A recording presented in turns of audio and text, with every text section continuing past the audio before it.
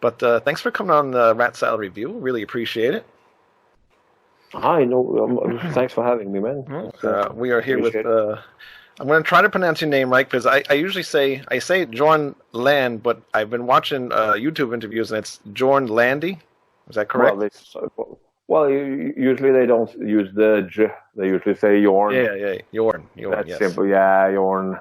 That's usually my issue. I can never figure out how anybody pronounces it. Everybody does everything different. The right one, if you were like in Scandinavia, you would say my name would be to say Lande. Okay. Lande would be the right way. But actually, my native name is, it has the slash, which is similar to the dots in Swedish or that they use in Germany. Yeah. So it's more like a ö. Oh, okay. So it's actually more like it's like in the Vikings, Björn, Ironside. Oh, all right. So it's Jorn actually when if you pronounce it right. Right. Yeah. But the thing is, you don't have this letter, so. Right. Everybody from the US or England or most of the countries, they would just say Jorn, So. Yeah. Right, that's why I ended up using that as an artist name, just skipping the slash, Yeah. Right. Cool. Well, now I know. Awesome. All right. Well, actually, now you have I guess this would kind of be considered your third covers album, since your first one was kind of like a mix of like originals and covers, right? Yeah. Well, I've done a few. I've done mostly original records, but there's this is kind of more like a portfolio of albums I'm planning. So you got the first Heavy Rock Radio, and then there's the second one, and I already have a list of 50 to 100 more songs that I have to go through, and probably going to do a third one, maybe even a fourth. Wow, geez. In the future. Just because this is a kind of a cool thing, I think, because it's a chance to do some of this or perform some of the songs that I grew up with, or the songs that I had ideas to do Jorn style. Right. We introduced the term to Jornify a song with these records, and so we try to imagine how a song would sound if we wrote them ourselves, or if we wrote the song ourselves, then how would we approach it with the music arrangement. So that's usually it works. It's not too complicated, because most songs can be transformed to like a more rock or heavier rock expression. So it's not too difficult. Some songs are a bit more challenging, like New York Minute on this record. It's a bit more challenging since the song was not a rock song from the beginning. It was very mellow and melodic, quiet tune. So, which is a beautiful song. Don Henley is so unique with what he's doing. So also, and what happens is that when you're gonna do something in the way we play, then everything's gonna be a bit harder and heavier, and you lose some of the dynamics that the original has, but you have to compromise a little bit. But I think we were, still, true to the original, and keeping that vibe, because I think the heart and soul of the song is still there. Yeah, exactly. Yep. Yeah, I was just going to say the core of the song is still in there, and you can still tell it's that song. It's a bit more powerful and energetic, right. Yeah, it's done in your way. Yeah.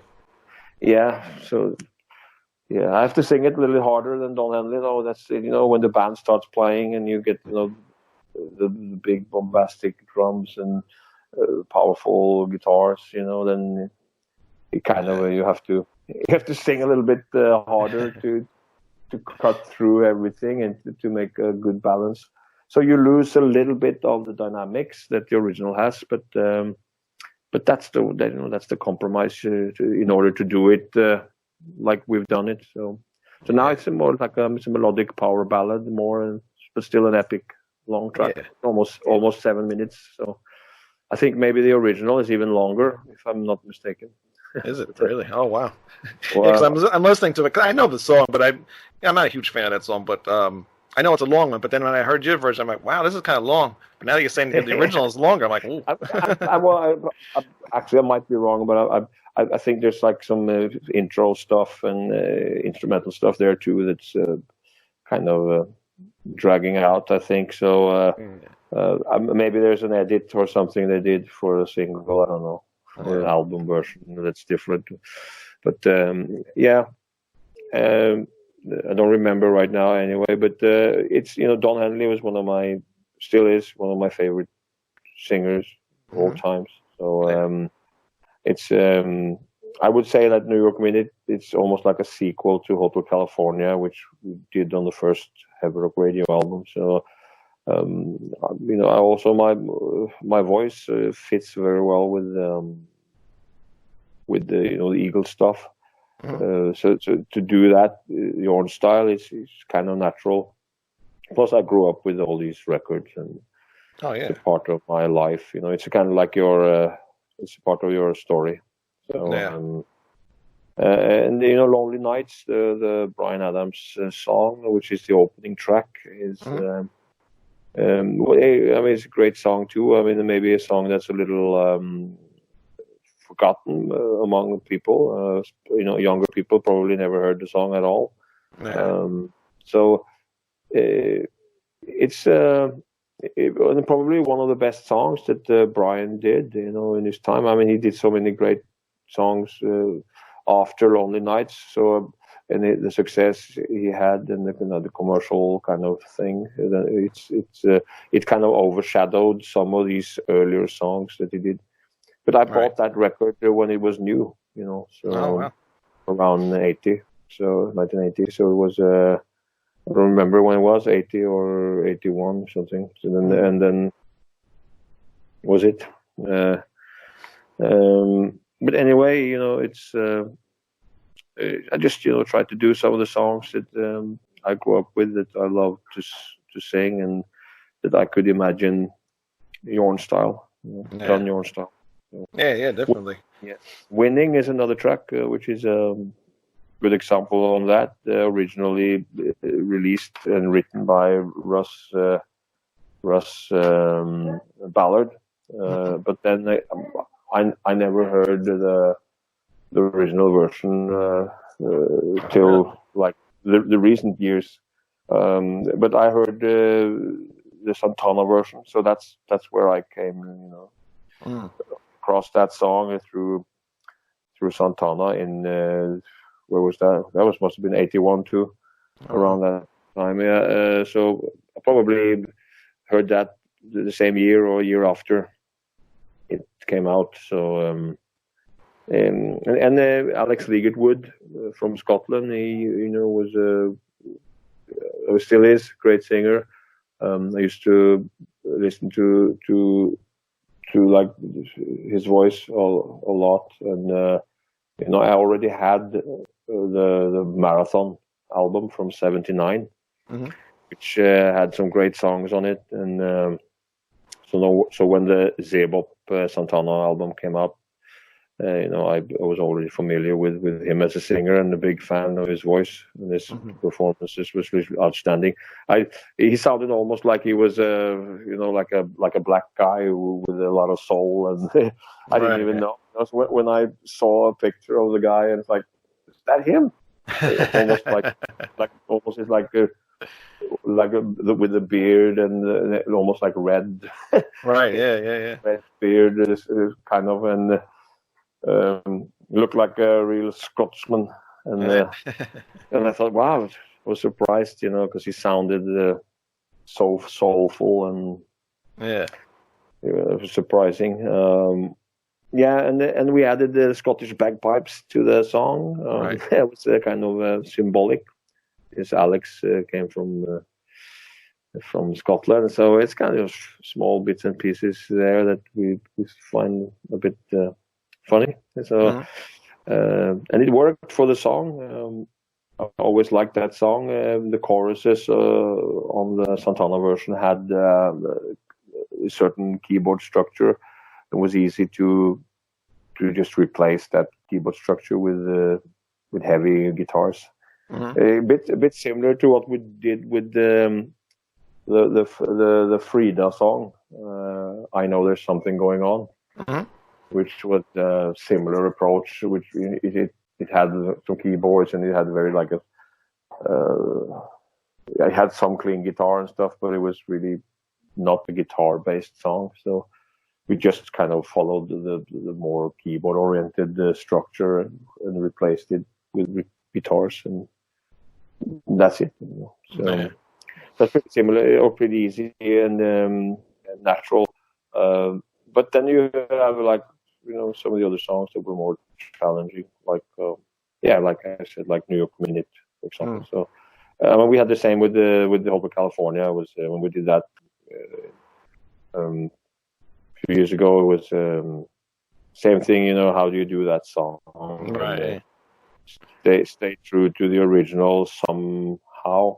So that was a little bit more work and took a little bit more time and brainstorming to do. But I mean, it's such the songs are so good that you can't change too much if you want to stay true to the same feeling of the song. Then you can always sing it a little harder, and you could boost the energy level a little bit, make it a little bit more powerful and bombastic sounding.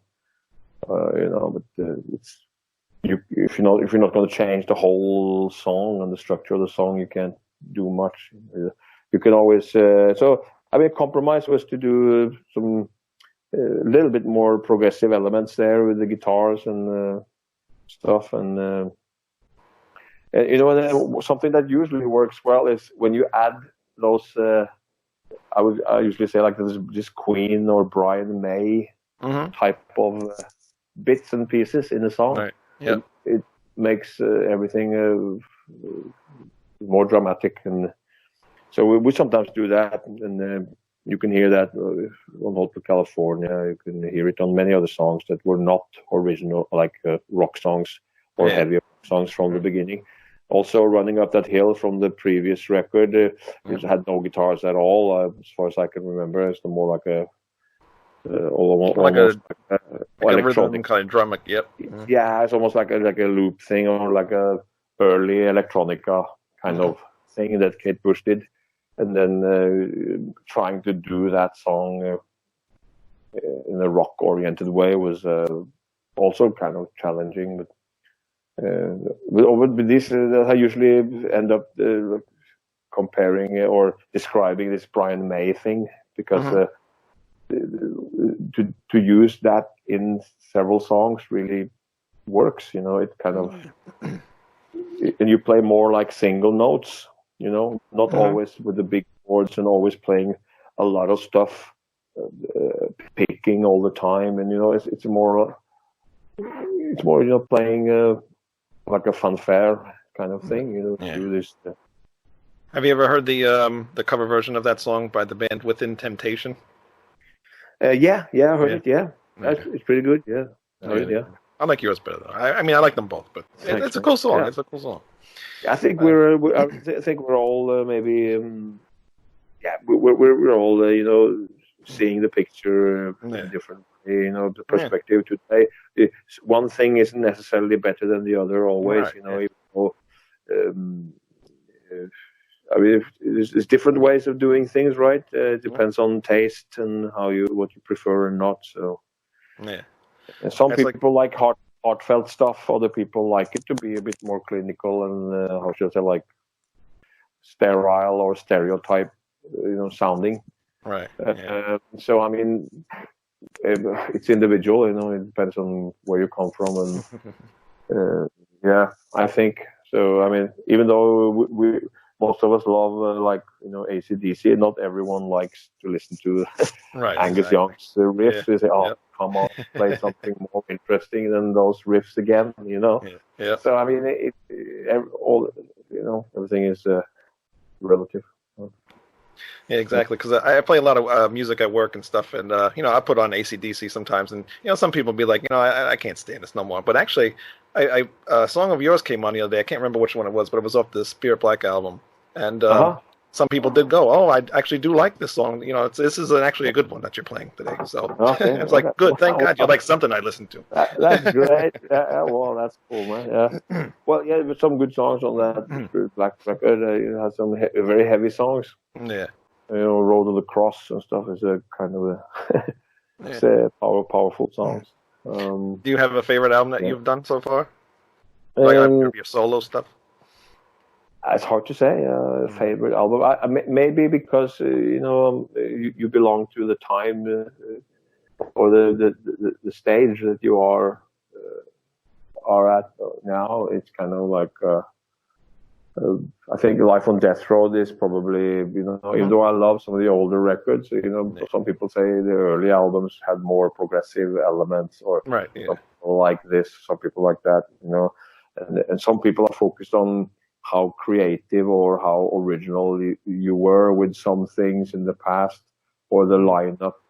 You had a certain guitar player or a drummer or, certain constellation that was really special or something like that, but that's also about taste, I think, individual taste. So it's to me, it's, I think, if I look at the craftsmanship of a record, I think Life on Death Row is probably one of the best records. And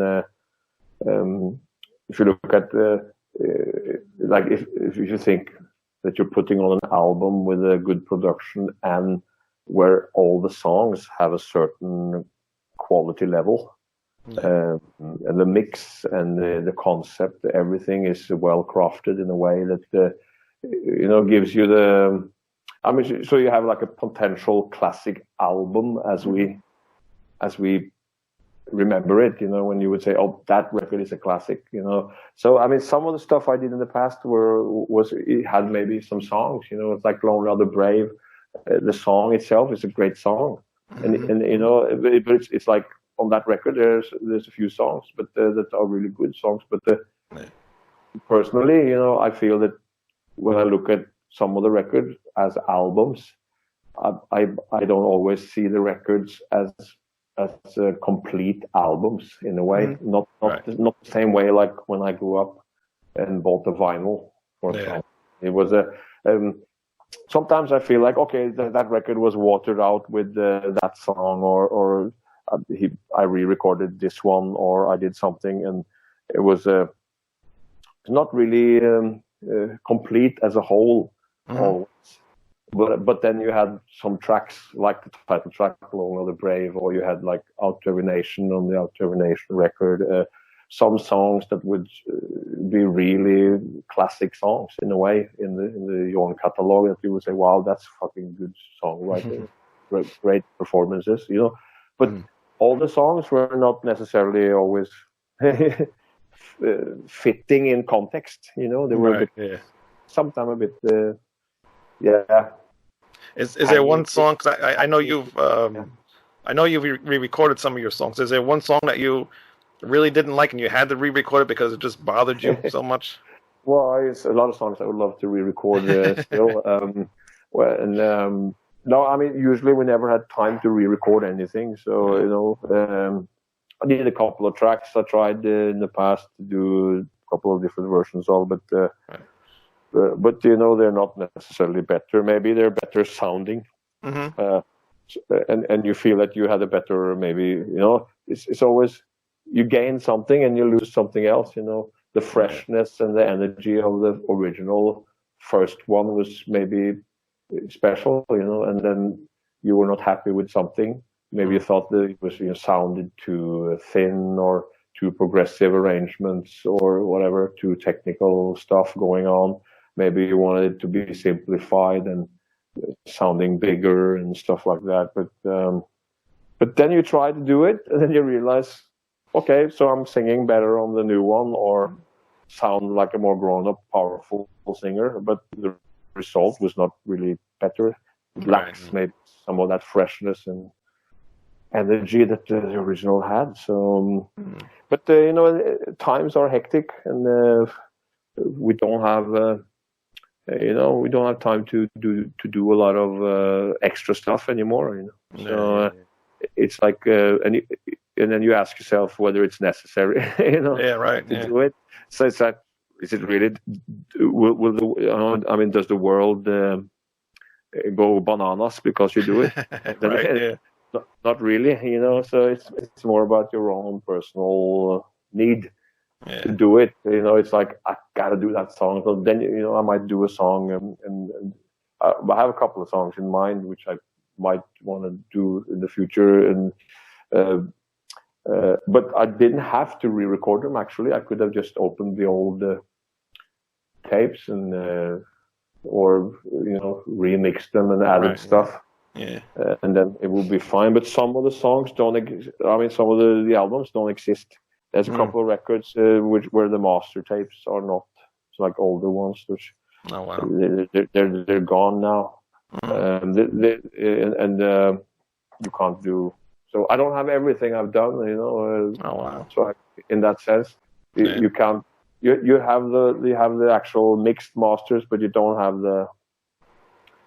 the actual tapes, you know, where you can separate the tracks and stuff. So. So then you have to re-record it if you're going to do it. But you know, time goes on, you know, and you record new stuff, and the records are coming out so frequently now. When I first saw you, I want to go back just a little bit. When I first saw you, I used to buy magazines back when everybody used to buy magazines, and there was an ad for the band Ark. Oh, yeah, sure. Yeah. And you were, I guess you look like a part of a tree or something. What was up with that? Yeah. I guess we had some idea at the time. We were signed, we had some various distributions in Europe, but in the US we were signed to Steve Vai's label, Favored Nations, New York. And you know, we had ideas to do videos, you know, with these like screws coming up, or like rusty screws coming out of the ground, and you know, there would be like plants growing around us, and you know, it would be like kind of like a freaky thing. You know, you could maybe a little bit like, you know, like a Bjork video or something, you know, like that, something. That was the idea from the beginning, to do something special. But then, you know, for the time, the record company didn't want to invest money in the thing. You know, we spent a lot of money in the production for that record, the Burn the Sun record, which was the second Ark album, and so it was. You know, we spent a lot of money, and so in a way, we kind of overspent on that record, and we wanted to do the record the old way, you know, old school way, like a proper band. We traveled to New York. We rented a rehearsal room in Manhattan. We rehearsed next to Sting's band, who was rehearsing the same days when we rehearsed first, and we were there for a long time, going back and forth to. Well, sometimes when we stayed in Queens, and then we stayed sometimes. We would go to Long Island because John Macaluso, or drummer at the time, his parents lived there. That's actually where I'm from. Oh, really? Yeah. Oh, we went to the beach sometimes. Me and in Long Island, me and John. But they're fucking. You were not allowed to be there in the evening or in the night. So yes, they kick out at like, you know, when it starts getting dark. So yeah, and so we were hiding. yeah. Drinking, and you know, I remember we pulled up a shark that was damaged. Yeah, the shark that was damaged, What did you stay out in, like, Montauk or something? Yeah, I don't know if That's usually where people say is Montauk.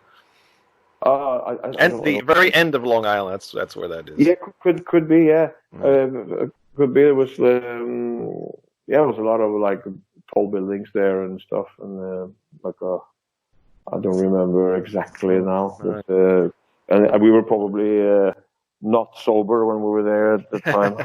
We were there, but we used to go there and drink and at a point I would write lyrics on the beach and stuff. And but and in the night we would hide from the police shop. But then I remember one time when we found this damaged shark that was laying in the water, and we pulled it to shore, and we were. And then we looked at it, and then we put it back in the water. But the sea was really probably it wouldn't be there be alive much longer. So, right. Yeah. So sometimes we'll get seals coming up on the beach or whatever. We've been trying to go. Really? Yeah, we've been trying to go see them, but every time we go there, they're not there. So. Wow. No, I mean we spent a lot of time and money on that record. I remember, so I'm going back and forth to New York, and then we went to Germany, doing recordings there in a studio called Area 51, which is outside Hanover. Yeah, it's called Celle, which is small rural area. And there's this producer there called Tommy Newton. He, it's actually his wife talking on the record. It's a section where we have this British woman talking a little bit on the album, and it's just a little short section there in the song. And his wife, we got his wife to come and do that. And but it was like a long process where we did everything as a band. So it was a lot of flights all the time, and hotels and stuff. So we actually overspent on that record. Though the record came out really great, but in the end, the record company didn't want to invest anything in videos and stuff. And at the time, it was not normal for every band, and not in rock and metal, to do videos. Especially not when the indie scene started to build up. Right. Yeah. From the early 90s, it was like still, it was normal to just do a record.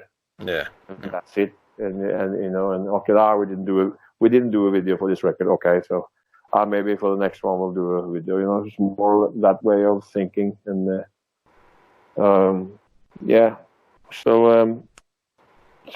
that's that. But the idea was there, and that's also one of the reasons why that band ceased to exist, because we didn't have the right team and the right people around us, to make things work for that band.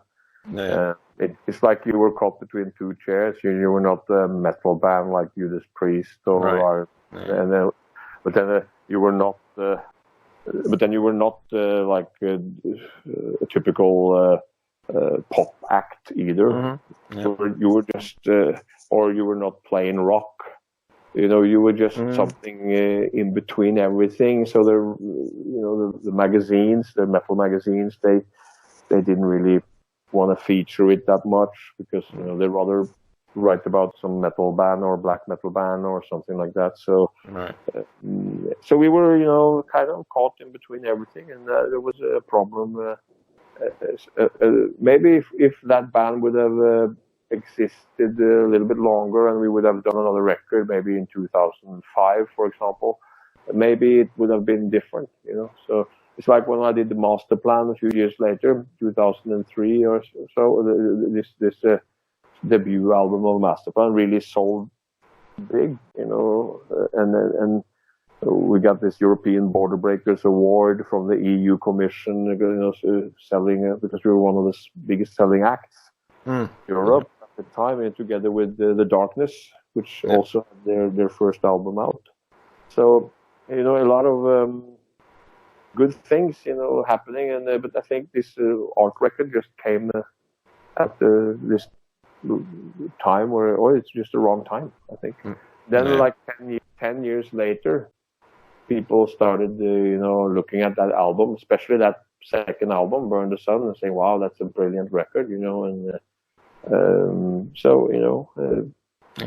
that's life, and, Right. Yeah. and Yeah. sometimes Like you. things has to work. Right. You need some help, you need some luck, you need something that works for you, and we decided to just, or I decided to leave the whole thing. I think they wanted to do another record without me, but and they started something, but it didn't really happen for them. So, and Right. there were some, there's always like typical things, disagreements and different ideas on how things should work for the future. It's been like this, in so many bands in history that except for some of the bands that had the good business from the beginning. Right. Yeah. Bands that really sold a lot of records from the beginning, that had like a major deal or something, they would the success would bring them all together, again, because it would be more lucrative to do another record, financially also, and for the legacy, sake of the legacy, than just running around everywhere doing solo records or projects, So I guess that's why you have some bands that are still doing it, and they are more or less close to the original lineup. Right. Right. Unless someone passed away or retired, So yeah, that kind of stuff doesn't really happen anymore. No. After, I believe it was after ARC, you joined Masterplan, right? Yeah, well, it was like things happened kind of in the same time period.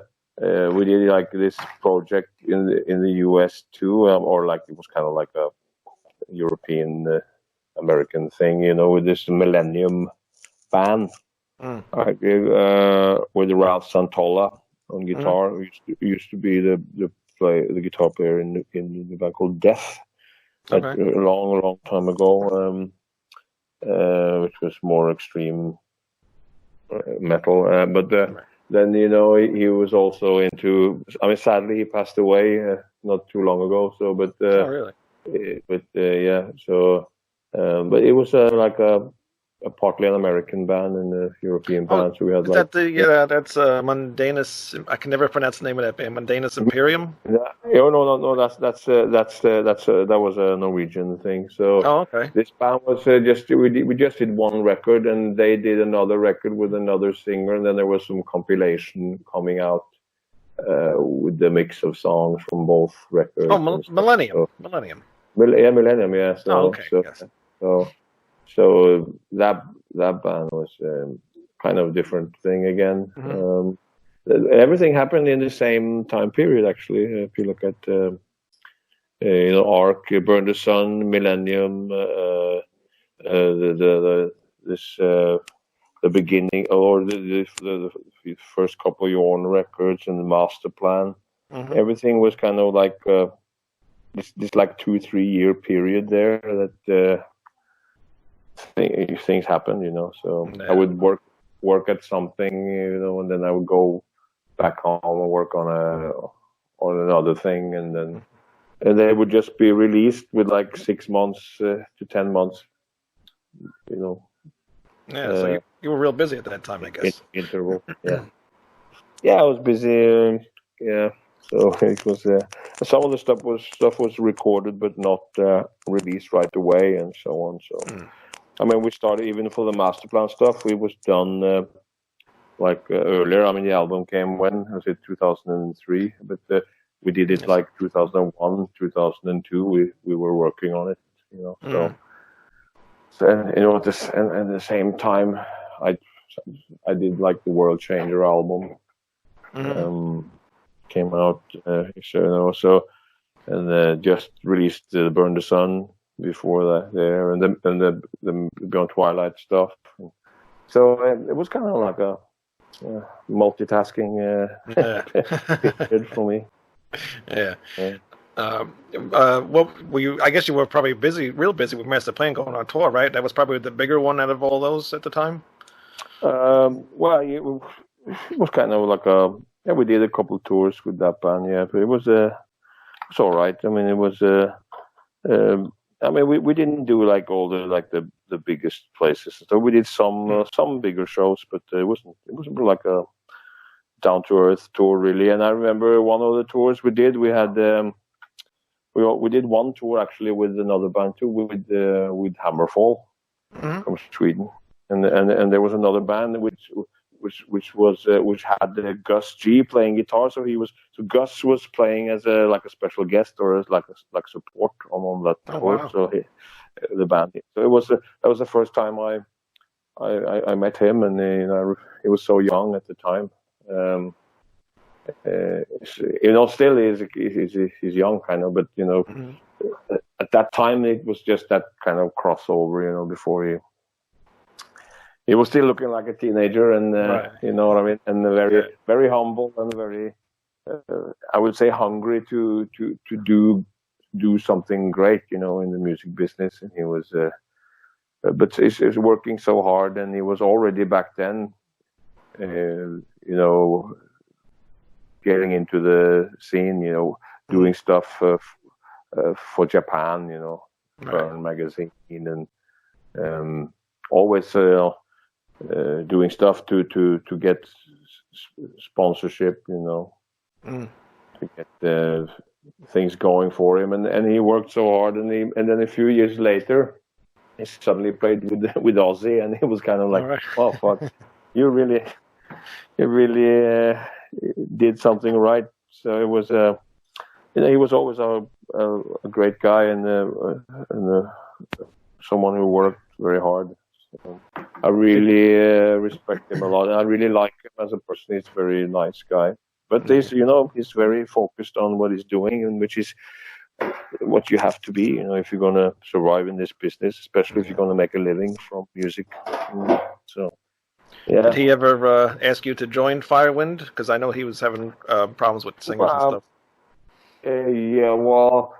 We talked about doing stuff together. I mean, we wrote The Optimist together for the Life on Death Road record, the own record. So me and him did that one together, and he played some solo stuff on the album. On Love Is the Remedy he plays on. He also plays together with Craig Goldie on the title track, Life on Death Road, and which has like 3 different guitarists.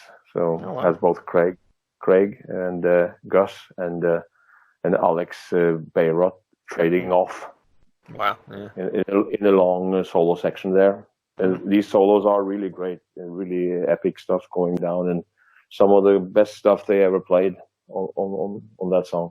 So that's my opinion. It's really great. I'm really proud of that record. So, and especially that song. It's a long, epic song, and it came out really great. So, it's great to listen to that record and especially that song, because it's a good energy. Yeah. So he never asked you to do Firewind with him or anything?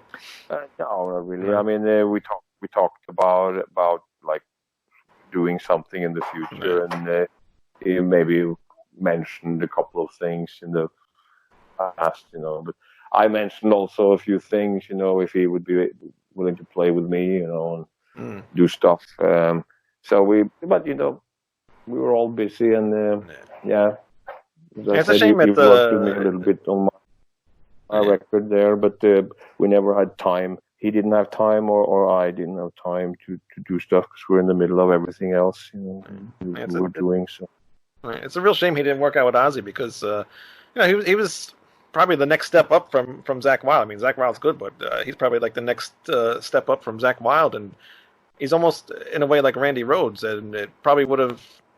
I don't know. It would have been good to hear another album with him.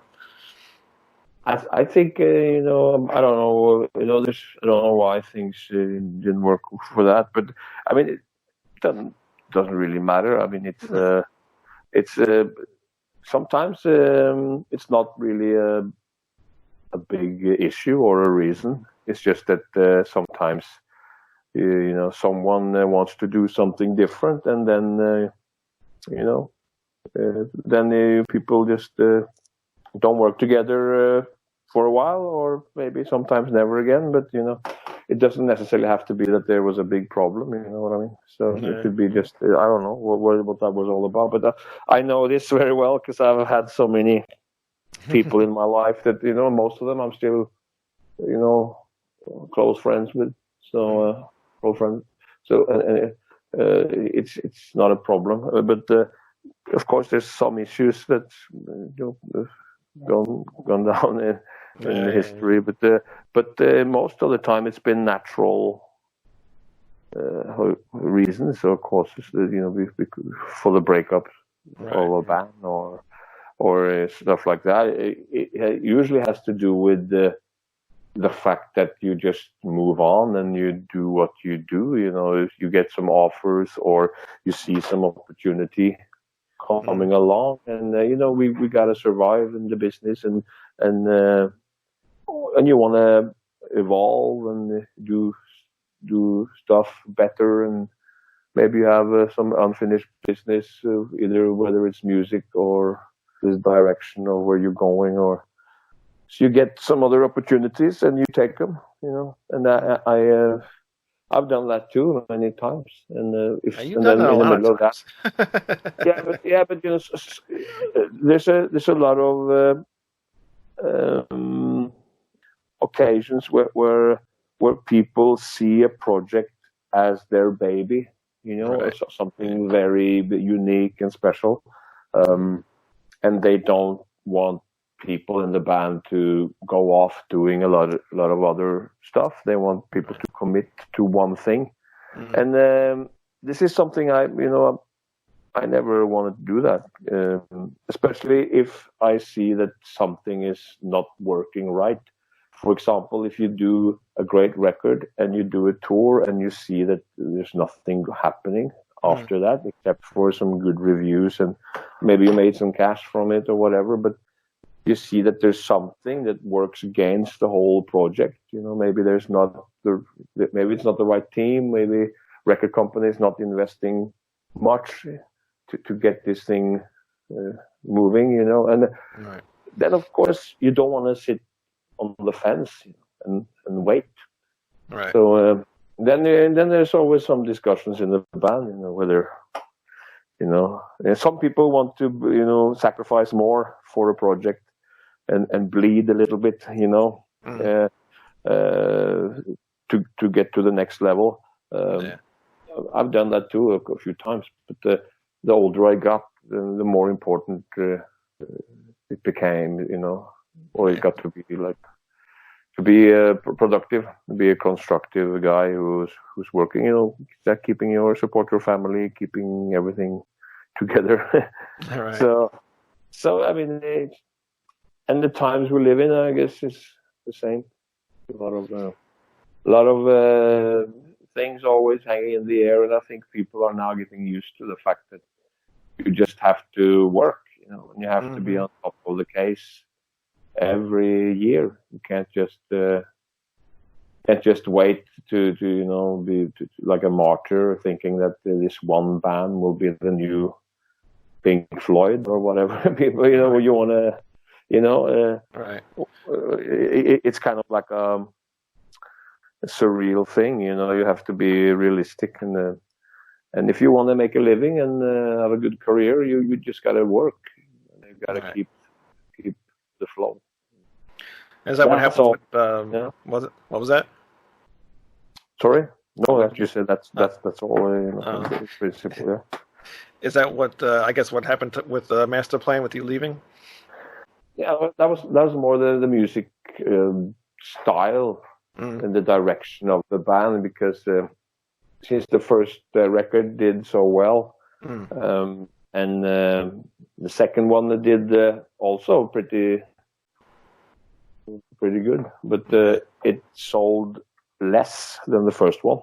Yeah, really. And then there's a record called Aeronautics, It was still a great record, but something happened with that record that made the record company ask for a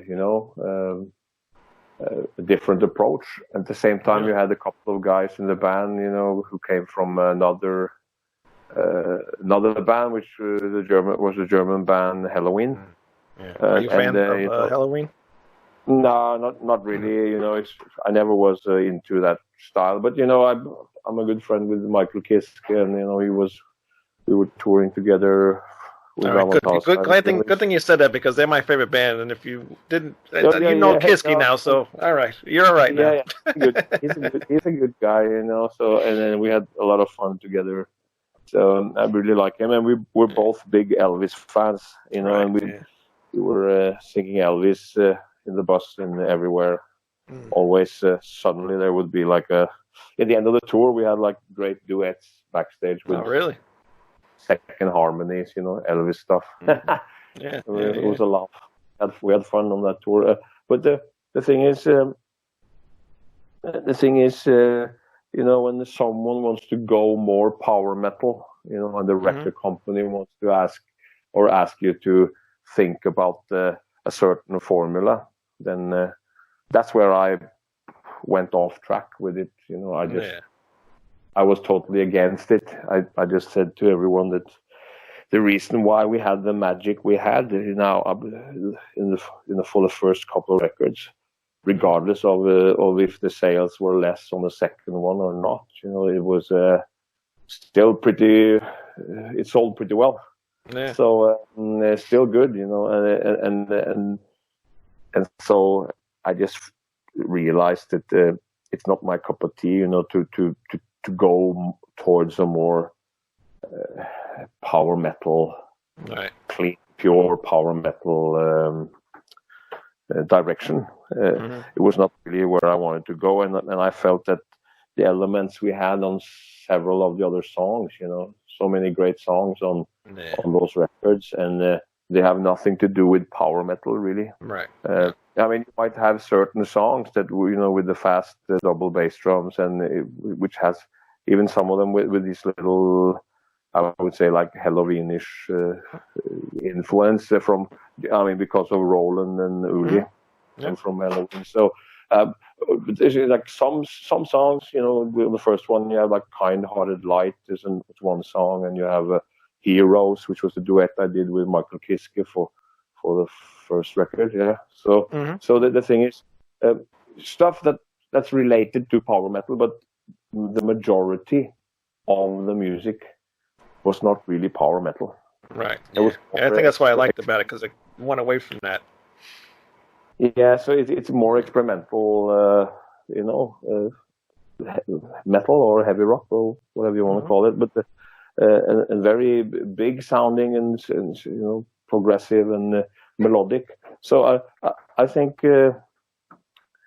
I think that's what I wanted to do again. I just wanted to develop that style in a natural way, like a proper band, a band that just writes together. The singer, works freely with the compositions, and you throw everything together, and you have a special chemistry. But to the second, you're gonna pick out everything or remove everything that's there because you're going to follow a certain recipe, then or formula, then I'm off track. So and that's what I said. I'm not doing a third one because of those reasons, and it was not because we were having any issue or I was difficult to work with or they were being difficult or anything like that. It was just the direction of the music, basically, the wish from, or the kind of the wish from them and from the record company that they wanted to change the direction. And they were strongly believing that the first record sold well because of the faster power metal songs on the album. Really? And I thought that, this is not the main issue. Right. Yeah. I'm sure that even if we played songs, even if the whole record would be, slower tempos and not the same fast stuff going on with the drums there and this typical power metal direction, then I think still the records will probably have done well because of the combo of people work together. That's the chemistry, we've seen in the past with the other bands. Something happens. It's like when Kerry Livgren works with Steve Walsh and the rest of the guys from Kansas. Then something happens. They're all great. They're all great individually, but something happens, and I don't think it's because they decide a certain style. It's just that's the style that they become when they join forces, and that's the way it should be. Right. Yeah. So that's what. And when I did this third record in 2010, when we decided to do a comeback record, kind of with the Masterplan, then it was we didn't have Uli anymore, but we had the Mike Tirana for that record, but for the drums. But that's also a good record. But for that record, we found back to that creative freedom where I just did what I felt like doing, and they would sometimes, or Roland would sometimes be picky when we were working in the studio, say, I don't like that. So sometimes I would change stuff, and I would say the same to him. I think you play too much fast stuff. You should play more open riffs or whatever, So it sounds more powerful, or So we had this going back and forth thing, which is how it should be, in a band. Right. And then again, I think the result was really great, and we achieved something special. So the reason again and when I did that record, I didn't really join the band again to be a permanent member. We agreed to do a record, and so it was you could say it was something that we needed to do, because we never did the third record that we really were supposed to do back in the day, and then it was kind of like a... What happened? Company from Roland. Yeah. Sorry? Do you know what happened to the guy who took the third album that they did without you? What happened with him? I don't know. Yeah. No, I don't know. To be honest, I just know they did a record, and that's it. I remember I saw the single, or like the video from the song on YouTube, and that's all. And I never listened to the album except for a couple of songs. You don't want to check it out? No. I listened to a couple of songs, and after listening to a couple of songs, the single there, and then there was some upload from the record. Listened to that, and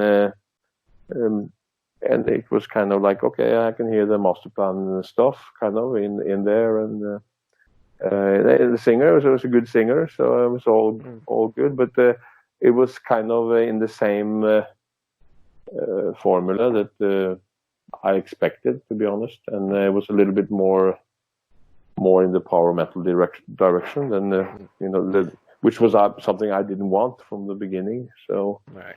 So that's what I discovered, and the quality was, of course, there, all good. It's just I was on a different.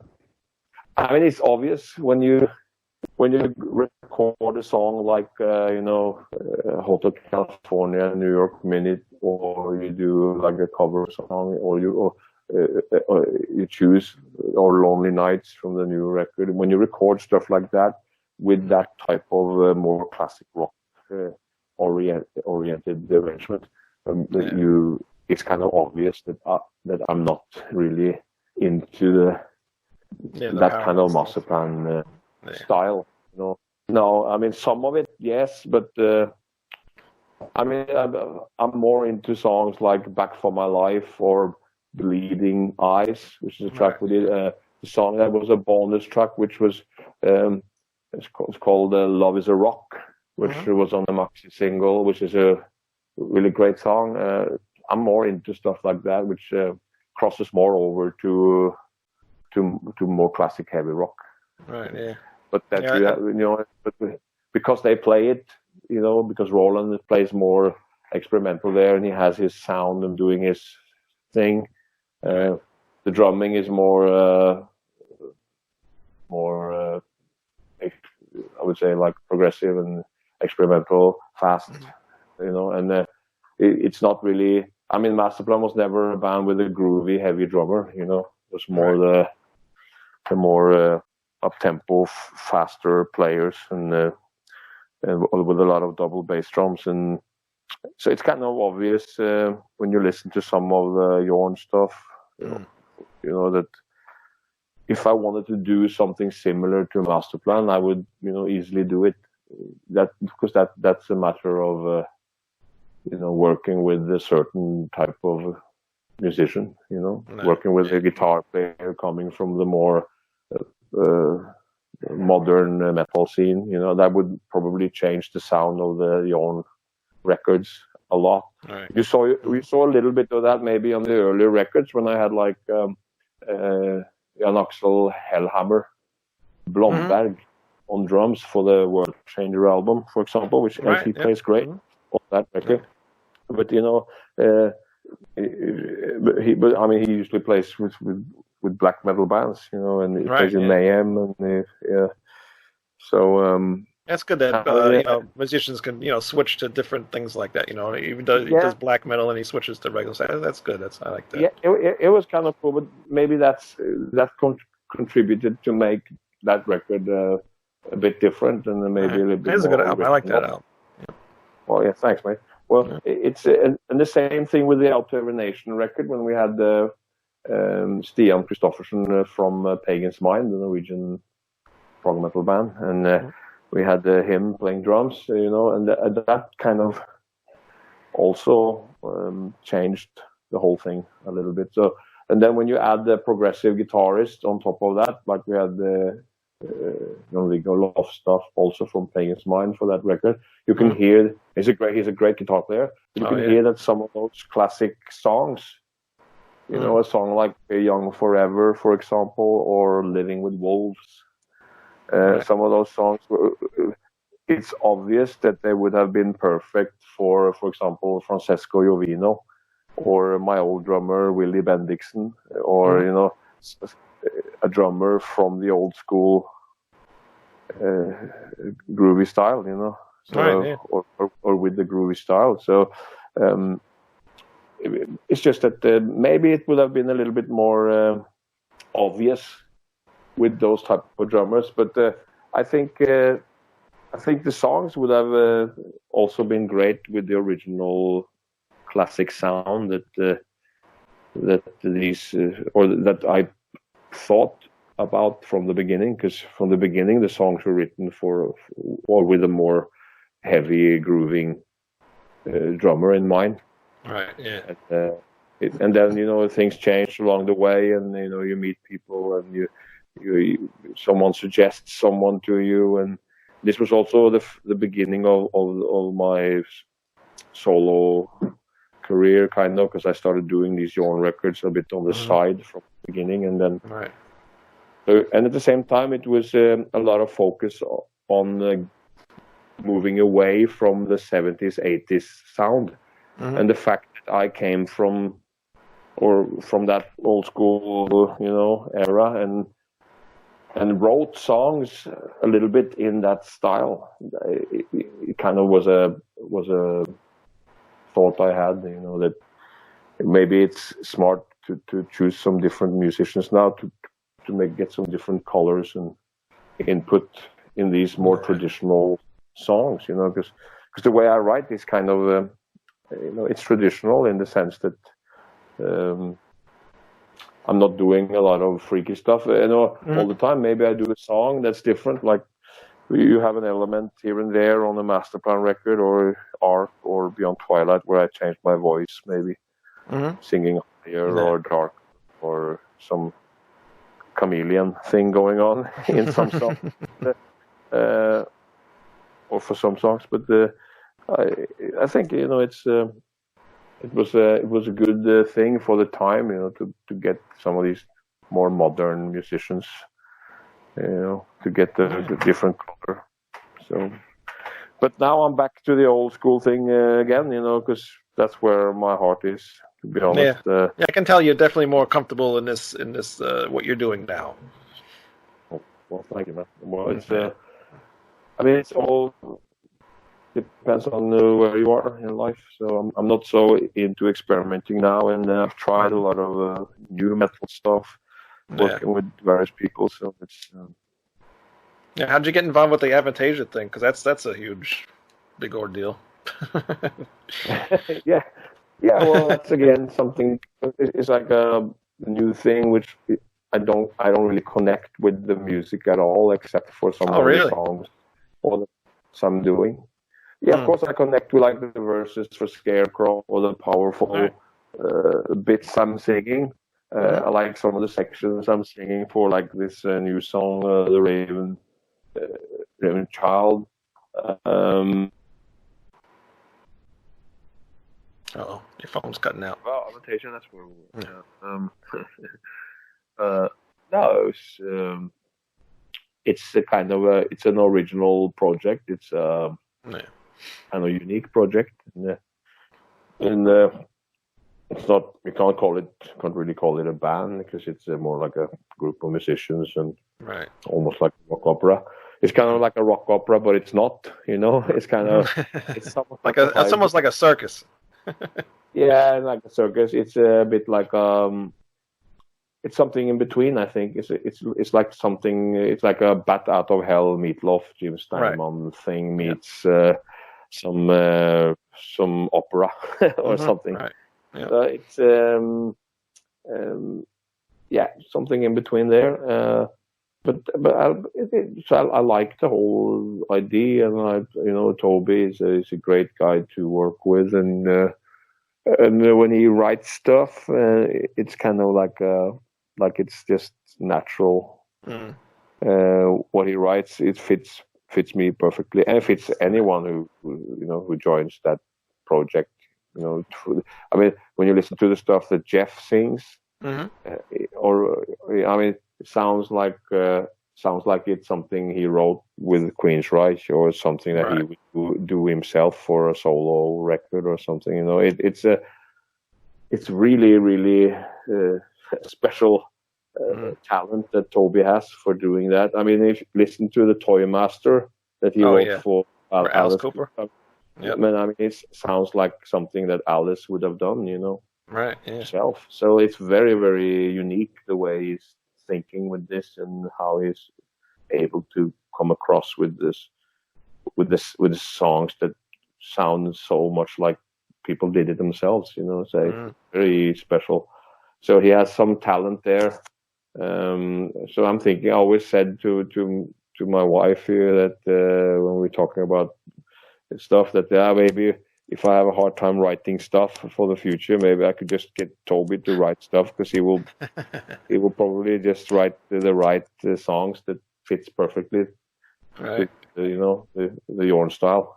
So he would just tune in on that, and he would just check out my work. Well, he already did, but so he knows what it's all about. So, I mean, the reason why he works with the people he works with, and for these tours and these records, is basically because he's a bit younger than us, and he was a big fan. Yeah. From the beginning, it's like he was a fan of a lot of stuff, Masterplan stuff, stuff I did, Jorn stuff. He was a fan of Queensryche and Jeff's stuff, Bob Catley and Magnum, Mr. Big with Eric Martin. It was Halloween with stuff with Michael Kiske. So it was always a big fan. The Scorpions, when he had, Alice Cooper, everything. Eric Singer, he got to play drums for one of the records there, or was it two records? I don't remember. But might have been two, but it's kind of like he's been working towards getting to work with some of the people he really enjoyed listening to himself. So yeah.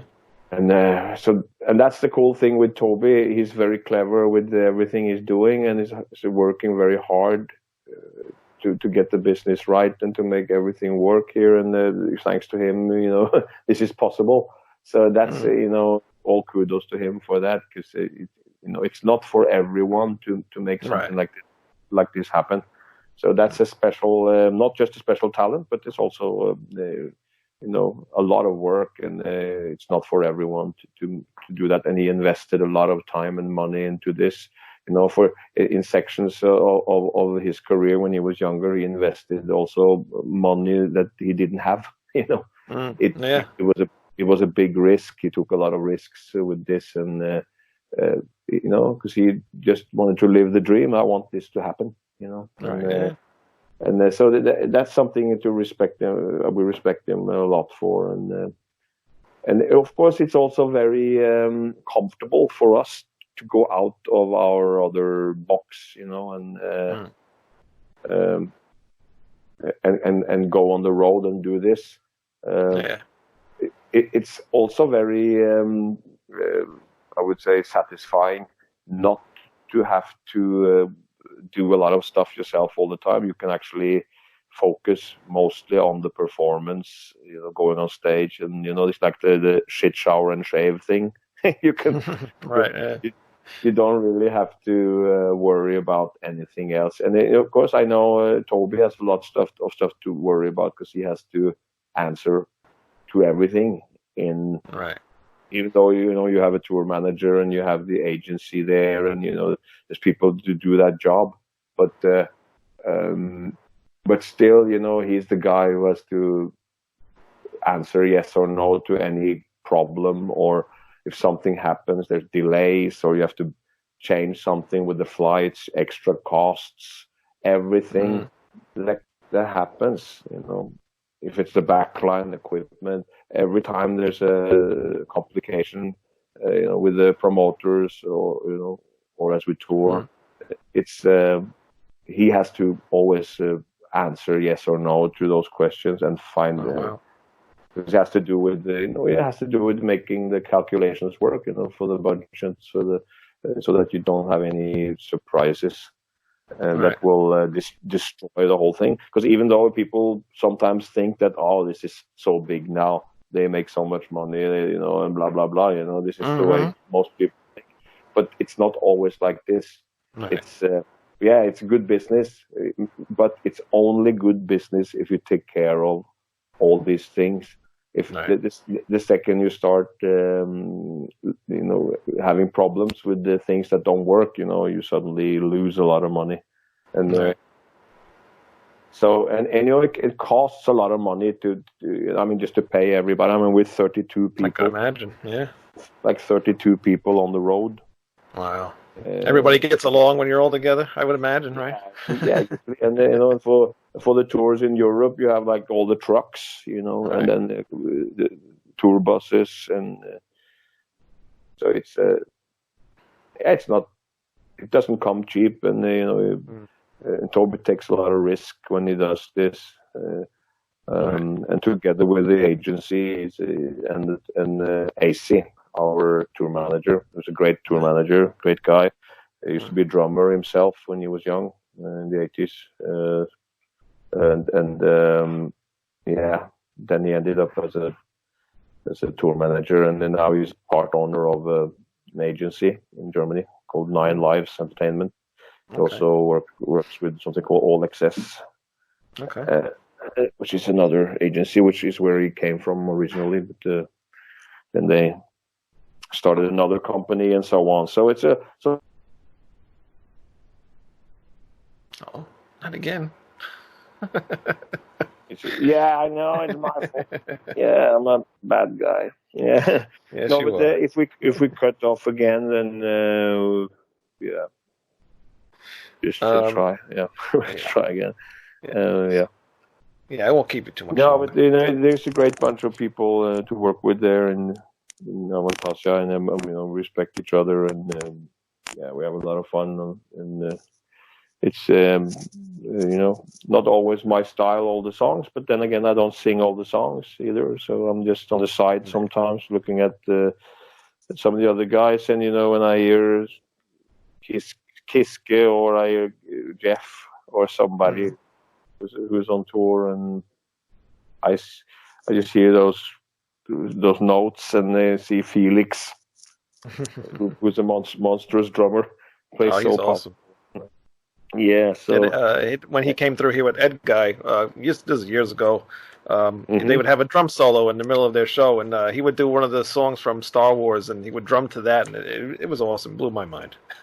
I'm a drummer too, so he's a big influence on me too, because he's really good. Yeah. Yeah. No, I like everybody in that band, you know, and guys that don't really get always too much attention, like Miro, who plays keyboards. All the orchestration, everything that you hear on every Avantasia song, it's it's him, you know. He's such a genius with arrangements, you know, classical music. He knows it all. He's a very skilled guy, you know. So everything that's arranged and played, and you know, it's done by him for those songs. And without him, you know, these songs would never even be close to what they sound like. Yeah. Those records. His guitar player is good too. I can't even think of his name right now because he used to be in Sasha Pet and Oliver Hartman. Mm-hmm. Both of them are great players and very nice guys. And it's cool because they have two different styles. You know, Ollie, he has a kind of like he has some mixture of heavy metal style, and at the same time you get a little bit Neil Sean Journey kind of elements in his playing. And the Sasha is he's more rock and roll again in his playing. It's not so defined but because he's a German, he's defined in that sense. He's structured and kind of accurate, but which is a German thing anyway. But since the war, no. No, anyway, let's not go into that. But but I mean, I guess in general, it's a German thing, you know, engineering. Everything. The German thing is usually very solid, and they're very picky with the details and making sure everything is accurate and solid. So German concrete is always strong, you know, stronger than the other concrete buildings in the world, you know. At least at some point in time, they were, you know. A German would build it would be like triple iron stuff in the walls. It would be like 2-3 times thicker than other concrete walls, you know. Everything it's a typical thing that the concrete would be stronger than, you know, other concrete buildings, you know. And it's, you know, it's this kind of bunker quality going on. And we have a lot of those here everywhere. Maybe not so much in Sweden because they were neutral during like the Second World War and stuff, but in Norway we have a lot of stuff, and all over Europe there's a lot of still stuff from that, and still stands strong, and it's so solid. And so yeah, but I think this is something that regardless of if, I mean, it's nothing to do. It's like they say in Monty Python, don't mention the war stuff and all that. So it's making fun of that. But it's there's, you know, there's something positive with this, which means that, you know, if you look at the in music, for example, the business aspect of everything, the quality level of things, you know, it's solid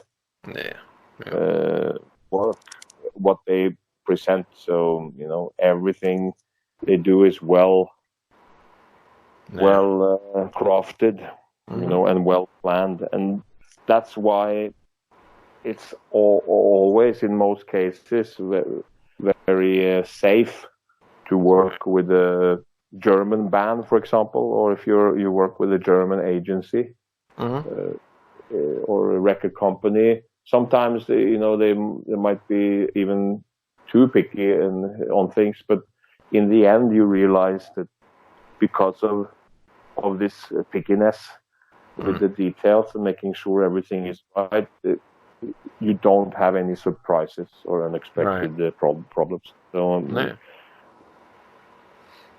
yeah, and they make that band work. All the different people in there. It's good, very good stuff. Getting back to Avantasia and with Jeff Tate, actually, did you ever talk to him about him with anything that happened with Queensryche or anything like that? No, really. I mean, he seems happy with where he's at, and he has his plans, and seems to be content with. Were you a Queensryche fan? Yeah, I got the record, like the Empire album and stuff. So I had like a couple of Queensryche albums. Then I was a fan of those. Used to listen to those a lot in the car. Yeah. So of course, I mean, most of the people in metal and from my generation would know that record when it came out. If you were into the music or in the business. Like late 80s, early 90s, how could you not, Right. How could you miss that record? So, some great songs on that, especially that record that I liked a lot. So, yeah, but I don't think Jeff is having any problem with where he's at now. And you're looking at Queensryche. I think he's very happy with what he's doing, and he wants to play. Sometimes he's doing solo stuff, and yeah, I mean, he's been around, so it's kind of. Although I think it's sometimes good to break out and do something different. And I think it doesn't always have to do with the bands. That the band was not. Special, or of course it was special. They were all special, but the lineup was important and all that. But people go different directions, and if you feel that you need to break out, and if you have if you have discussions on something or you disagree, then you just sometimes decide it's better. You're better off. Doing something else. I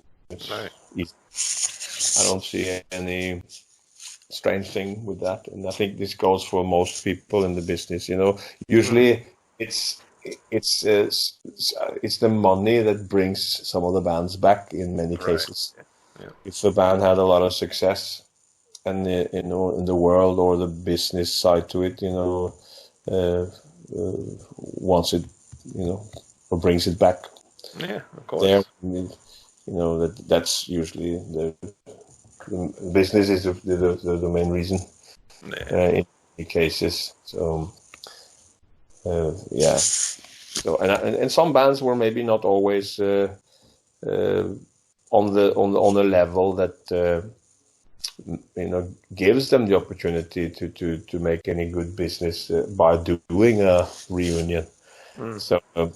Some bands will do it for the money. Other bands just won't do it because it's not really worth it, Right. Yeah.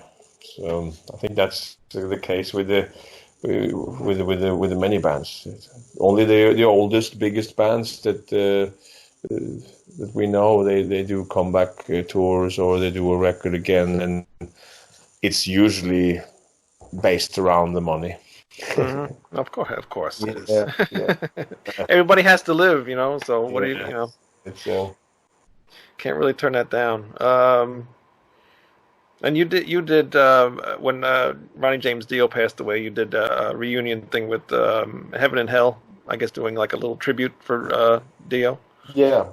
Well, yeah. It was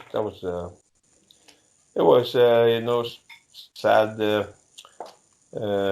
occasion, and but it was at the same time a great thing to do, and I'm honored I was asked to do that. Of course, Dio was a huge influence on you. Did you ever get to meet Dio? Yeah, sure. When I did helped Yngwie Malmsteen out with a tour in a couple of tours actually in the US. Hmm. One of the tours was like a double bill thing Okay. with Dio. So that was the Magica tour that Dio did. Yeah. Okay. Yep.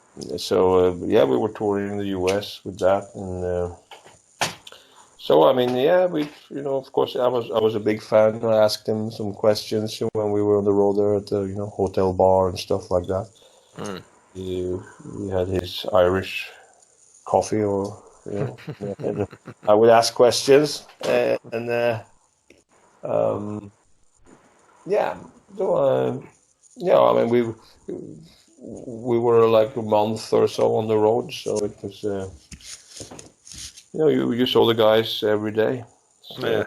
of course you didn't hang out all the time, but it was great because wherever we played and there was a gallery, sometimes Ronnie and Jimmy would would be there, and when because we were playing before them for those shows, and it was and they were like there earlier, so they would be listening to the last three songs or so, and that was great because I was a big fan. It meant a lot to me, and he gave a lot of compliments, and he was such a kind and generous man.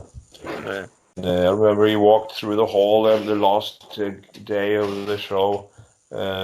He saw me leaving with my bag, and at the end of the hall, and he was on stage surrounded by a lot of people, or like from his band or crew or whatever it was.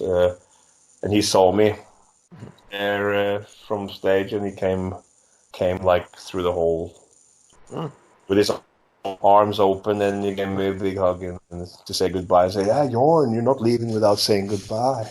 And that was, stuff like this. That shows how much how much of a gentleman he was, and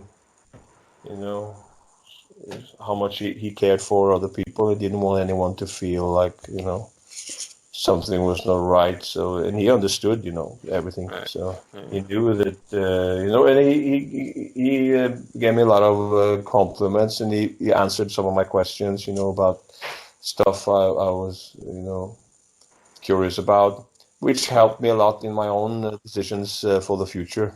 Right. We know what to do, how to proceed with the thing, business situation, and what should I do? Should I let people get away with this or that, or stuff that I asked him. What did you do when you left Rainbow? What happened after Black Sabbath? How did you do well? Did you make a lot of money, or were you broke, or how did you go about with everything? So I got to ask questions around those themes, and which really helped me a lot. And I realized that okay, this is how it actually worked for him, and all my friends and people in the business would think, that when they would think totally opposite from what I've learned from Ronnie. They would think that Ronnie was in a total different place when I knew he was in another place. That he was more grounded and down to earth, and I knew he was working hard at the time when I also know that he told me about stuff. So he and Wendy had to move out of LA because it was hard times and stuff like that. Yeah.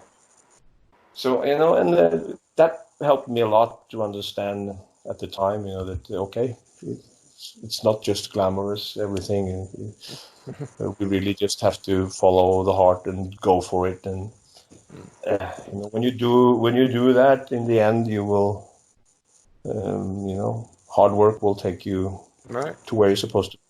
So yeah, great guy, and I think he changed so many people, even people that never met him, and just from what he did, just from releasing the records and playing shows, he changed a lot of people's lives, and he still does. What was the best advice he gave you? No, I mean, it was just in principle to be a good guy, respect other people, and which I already did from the past in a way, but it really made me think more about. I mean, we're all political in some ways. You grow up and you think you're going to do things politically correct for the time you live in, the trends, or you want to land a good deal for yourself, with the record companies, and we all want to strive for some kind of success in some ways, and at least if you're a hungry musician, really, looking for a career, that we all do that. So, right. So I think after 2001 when I did that tour and meeting Ronnie in person, and it changed my whole view on a lot of things. I also became a much bigger fan of his after that. Mm-hmm. So, because I was a big fan before, but after meeting the person and seeing, discovering how great he was and how normal he was, it was a little bit of everything. It was kind of like hard to describe. It was a magic character. Right. Yeah, well, that's what he always sang about. So yeah. Yeah. So I mean, it's just nothing in particular except follow your intuition and don't let anybody tell you what to do, basically, right. and respect other people. Be a nice guy.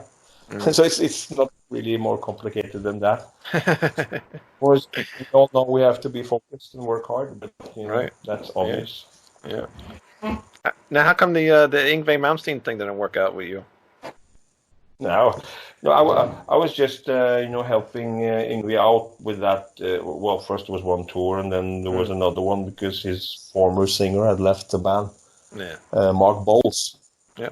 Had left, and so basically that's what that was all about. And and it didn't really, At first it was all good, and I mean, he's from Sweden, so I mean I could talk to him and stuff. So we were kind of on the same page with that, but but eventually, it kind of changed along the way, So it was a lot of stuff going on there, which was not good stuff.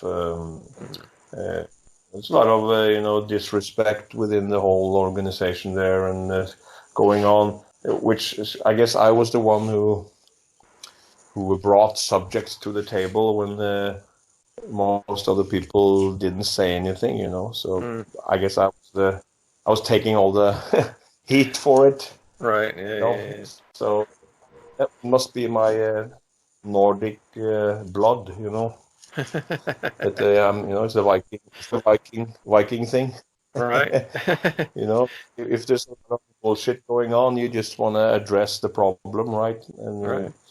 I guess I was the one who did that, and so I was the one to take the heat for it, and so it didn't work out. In the end, there was a lot of, I would say, soap opera going on. There was in the end we had there were police, and we were arrested, and there was a lot of stuff going on there that people don't know.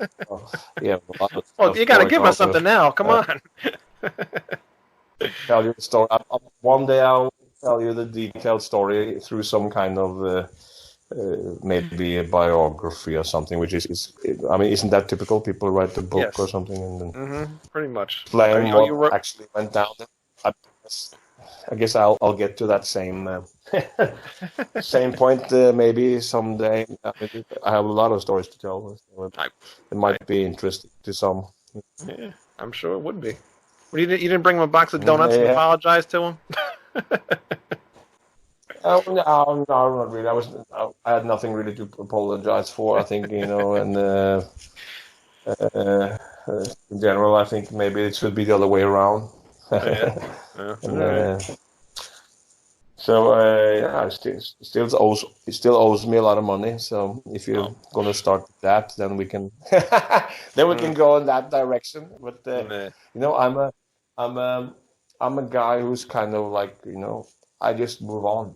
I don't hold any grudge towards the past. I also believe that you know, people sometimes change, you know, and you can't really see someone as a bad seed for the rest of your life. You know, of course, there are examples where people never change, of course, but I think it's a healthy thing to believe that, you know, that was what happened back then, and it was a nasty thing. It wasn't good.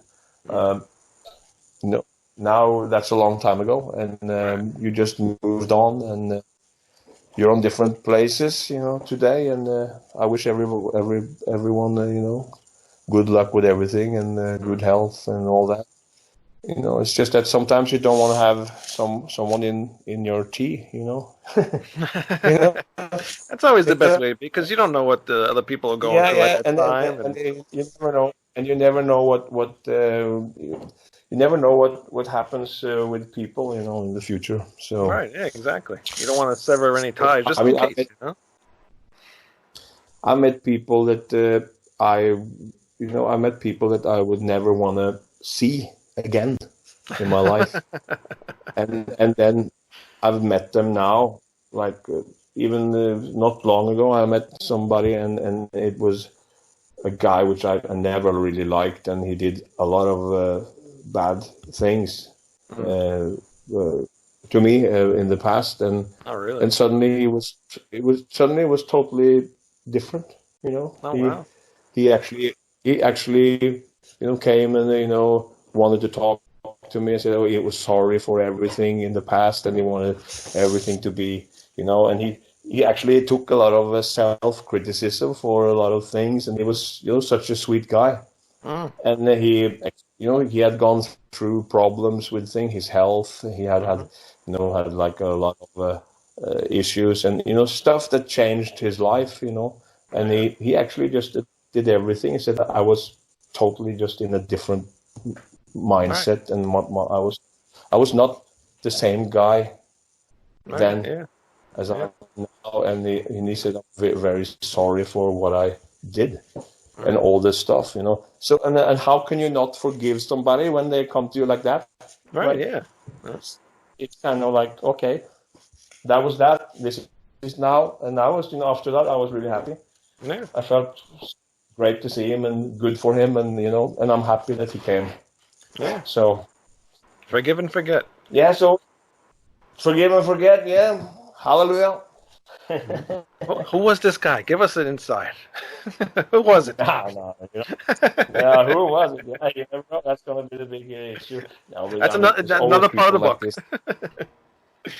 There's always the people like this, you know, whether it's a she or a he, you know, that you meet in life. That it doesn't have to be serious stuff. It could just be stuff, even stuff from back from the school days. You know, people that you remember in class. That, you know, it's always somebody you didn't, you know, get along with, and you meet that person again, and, you know, you realize that, you know, now you're totally on the same page, and you drink a beer together, and you're so happy that you met again, you know. So, but you know, when you went to school back then, it was maybe not the same situation. You would you maybe hated the guy, you know. You know?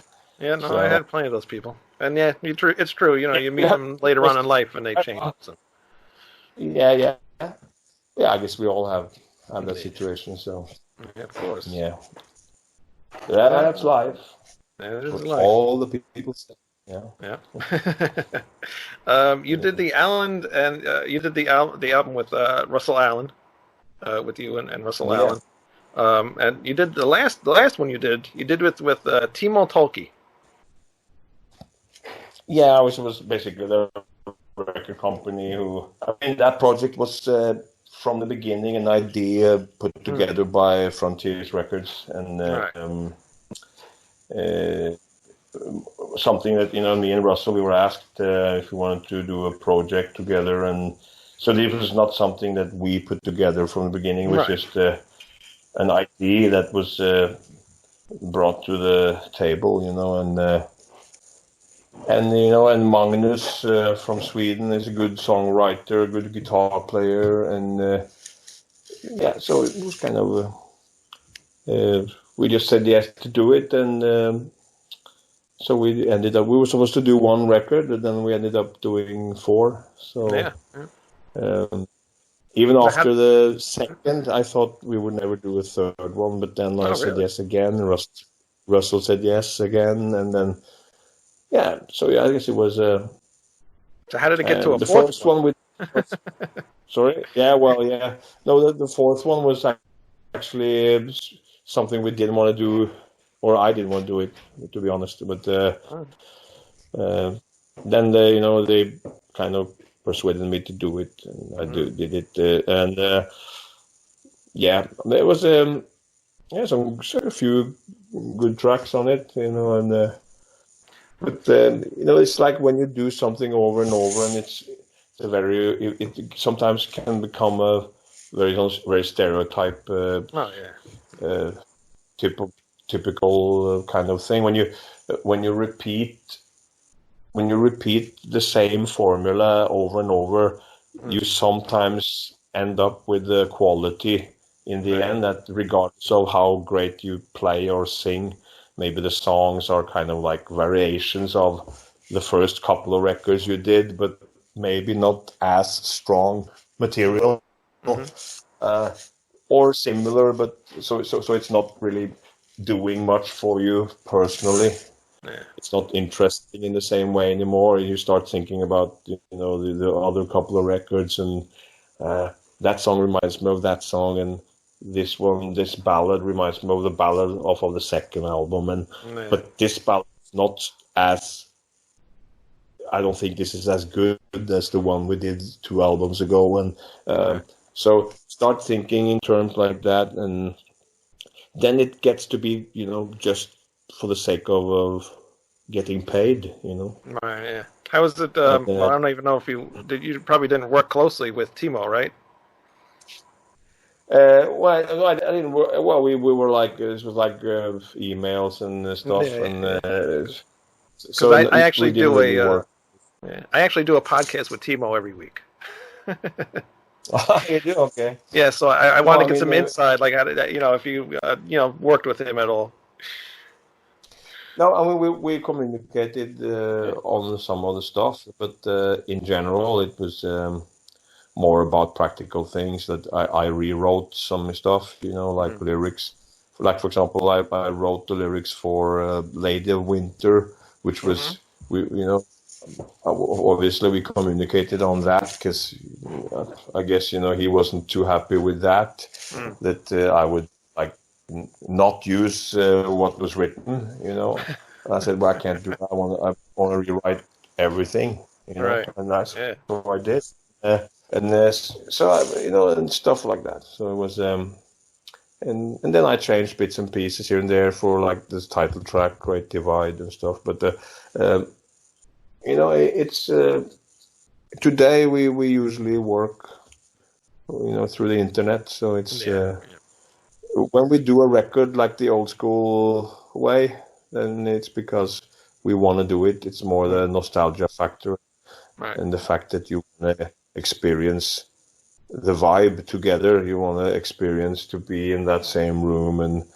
create that record to hopefully have some extra magic, when you do it, and for the sake of the memory and experience, because it gets boring to sit there by yourself. Everybody's in their own studios and doing stuff, and then there's sometimes Skyping or on the phone or emailing and downloading files and sending files, stuff like that. It's normal, but it's also a bit boring, you know. Right. And Yeah, of course it is. so I mean, it's good. I mean, for the when I did this record called with this Jorn record called "Bring Heavy Rock to the Land," I remember we went to Wales in England and we spent extra money on that record, or even though it doesn't sound like it's any bigger production or anything, but we just spent extra effort and money to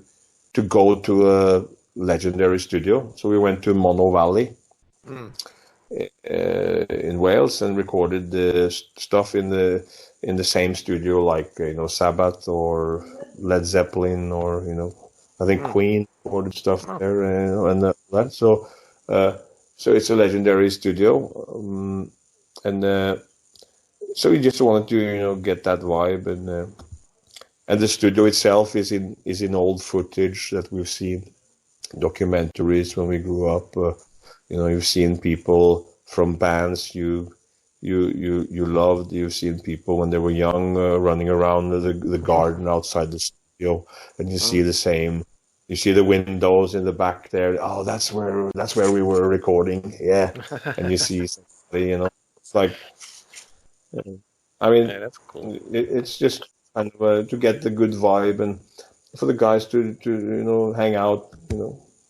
Sometimes go to the pub and we go to the Indian restaurant to grab some food, stuff like that. So and the pool room in the studio. Yeah, it was great playing pool and drinking beer and When you work on your solo albums, do you all get together as a whole band, or do you still do the file sharing through emails and stuff? For the like the Heavy Rock Radio 2 record, we had a lot of like files going for the guitars and stuff because we have different guitar players, several different ones. So you have like Luca Princiotta from Doro playing some stuff. Then you have Tore Moren playing stuff, which has been like the main young guitar player for a long time. He's been in and out a few times, but I know. He has a history. Why? He has a history. No, it's just so either he left the band, for various reasons, or the personal stuff in his life, and then he wanted to do something different, and then he came back again. Yeah. Another time he left because he was tired of everything, and him and the drummer didn't always go well together. Also, so it was like the drummer at the time for one of these sections in the Jorn history, and then he left. So it's then stuff like so. Sometimes it was just normal reasons. Other times it was a disagreement thing going on. But me and him, we never had any issue really. So it was usually it was never a conflict. It was usually just a natural cause, or reason. So he's been there, and then you have Trond Holter who plays some stuff on the album, which I did this Dracula album with. Me and him did that. So actually he's on the new record more or less because we had a couple of tracks which he already laid down some guitars for, and so he did that like a long time ago. We used some of that, and so he's kind of became a part of the Heavy Rock 2 album as well, but it's kind of natural because he was also an essential part of the first one we did. So now, are you ever going to do another Dracula album with him, or? No, for me it was just a one-off thing because it was based on Bram Stoker's book or inspired by that, and so in that way it's kind of based on that story from the beginning to end, and I mean he did another record with another singer, which is actually the singer from Pagan's Mind. They called the Nils K. Yeah, which is an old friend of mine. I mean, me and Nils, we actually grew up together. Oh, really? And his grandparents and stuff lived on the neighbor farm. So, and I was at my grandparents' farm, and so we would.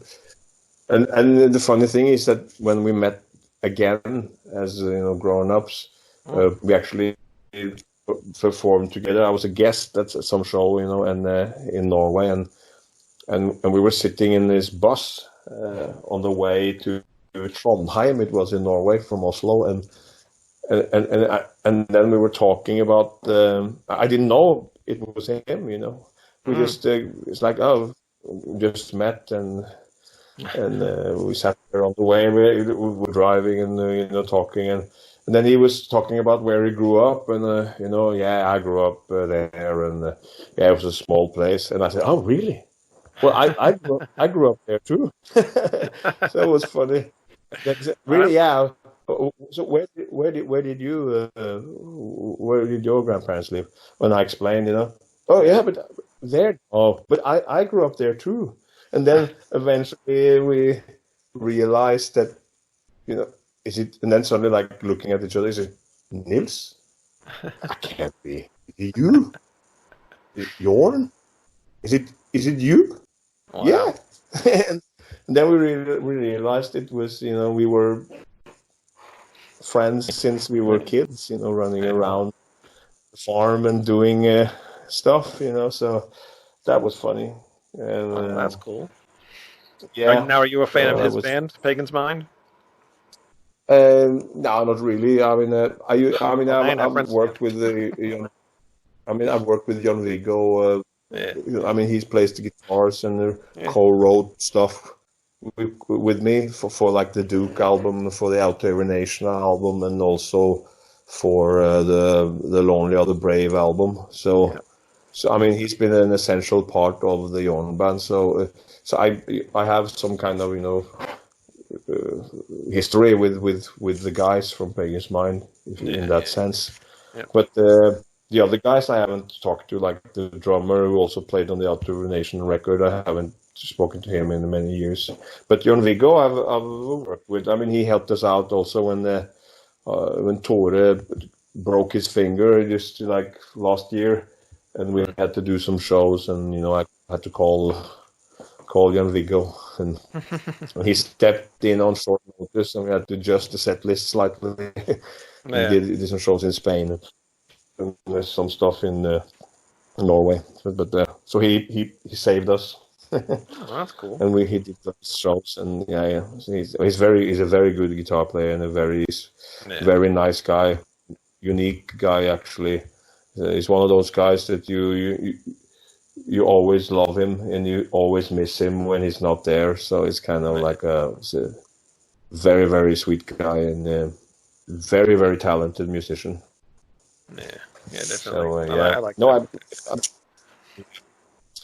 Maybe we'll do something again in the future. But, we have to find the right time to do it. Right now, I have this thing going. It's me and Sesko and Tore and Sid, my bass player, who also goes way back with me. We've known each other since the 80s. Wow. Played together a long time. So same with Sid. It's been a bit like on and off. We worked together also in some other projects in the past. We also worked together in the Snakes with Mickey Bernie Marston when we played with those guys for a while in the mid-90s. Yeah. So we had Don Airy on keyboards, and we toured a lot of countries in Europe, and we played the UK, and it was that was funny. We did all the Whitesnake stuff, I remember, of course, so the stuff that Mickey and Bernie wrote. Then we even did a new original record called The Snakes Once Bitten. Yes, I own that one. Yes, I own it. So that was funny. That was a very hard find. Okay. Yeah, I do. Yeah, it was a very hard find. I was just in a music store, random store, and I'm looking through the used section, and all of a sudden I see the Snakes. I'm like, oh my god, that thing is like in the middle of nowhere. So of course I had to get it. Yeah. So There was one, it was even a live record we did, but that was based around the old Whitesnake stuff. I guess that's why I got like both the good publicity and the bad publicity,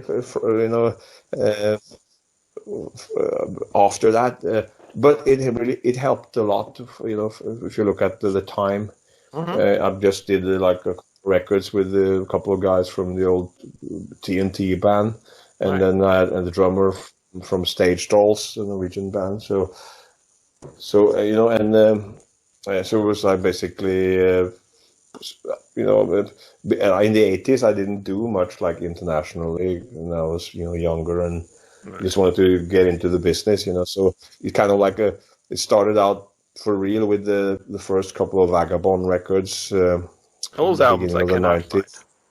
Okay, no, those are out of print, I think. Now, Yeah, or have I'm sure they are. Been for years. Yeah. Yeah. So, well, at some point, probably it will probably be re-released. You think usually so? Always. Yeah, I'm pretty sure. At some point, I've already been asked several times. Oh, really? Because we own the records, kind of. So it's the same with the ARC albums. I own it, Tore Østby owns it, John Macaluso. So the three of us have the rights for those records. So if we want to re-release it, we could always sell it to a record company or make some agreement to reissue the albums. But we just haven't gotten to do that yet, and we already been asked several times the last 2 years by the various distributors and a couple of companies there. So cool. We'll get that done because I've been looking for those and they're impossible. Yeah, we'll for sure try to do it, but just didn't get to make it happen yet. So, but I think that mid-90s thing with the Snakes was good because some of the bad criticism I've got was also kind of fuel to the fire because we did the Whitesnake stuff. Some people thought it was like messing with religion. So, it's a bit like doing. It's a bit like when we covered Hotel California, or that's when you do something like that by the Eagles. It's kind of. Some people will think that you can't cover that song because that's done so well by the Eagles that it's kind of like sacrilegious. Stay away from that, and if you do it, it's like even if you do it well, you're damned if you do, damned if you don't. Really. No, but it's hard for some people are like this. It's hard for them to accept that there's another version that's actually pretty good, So this is the nature of a lot of people. So, but unfortunately, most people, other people are positive. So it levels out. I think both is good for to create some kind of hype around what you're doing. And if you didn't do much, if you don't have a big career, or if you're not established, which was the case back in the mid-90s for me, I was just trying to get, established and working with those guys was really, all the people that hated me for singing in the same style like David Coverdale and singing the old songs, they were pretty well done, The way we did the old songs was pretty close to the original. Of course, it was not the original, but it was pretty close. And we all played well, and did the songs justice. So, and then the original album is pretty good. Good record, good songs on it. Could have been a little heavier, that record, I thought, because I always complained to Bernie and Mickey about their guitar sound. I always said, when I grew up with Whitesnake, you had more distortion in your guitars. The sound was more. It was a bit more rock and roll, and not so blues. And I always complained about that. But at that time they were they were very influenced by the blues stuff. Peter Green. Bernie was totally into Peter Green and stuff, and so they were like changing their sound to a more cleaner guitar sound and stuff. So, which didn't really fit that well to the Whitesnake songs. So, in my opinion, it made them a little bit old-fashioned and sounding a bit outdated. And I wanted it the other way around. I wish Once Bitten would have been like played with a bit more heavier sound. Yeah. But anyway, it's great players, such a unique players they are. And in that sense, there's no criticism towards the playing or anything. It's more like a sound production thing, and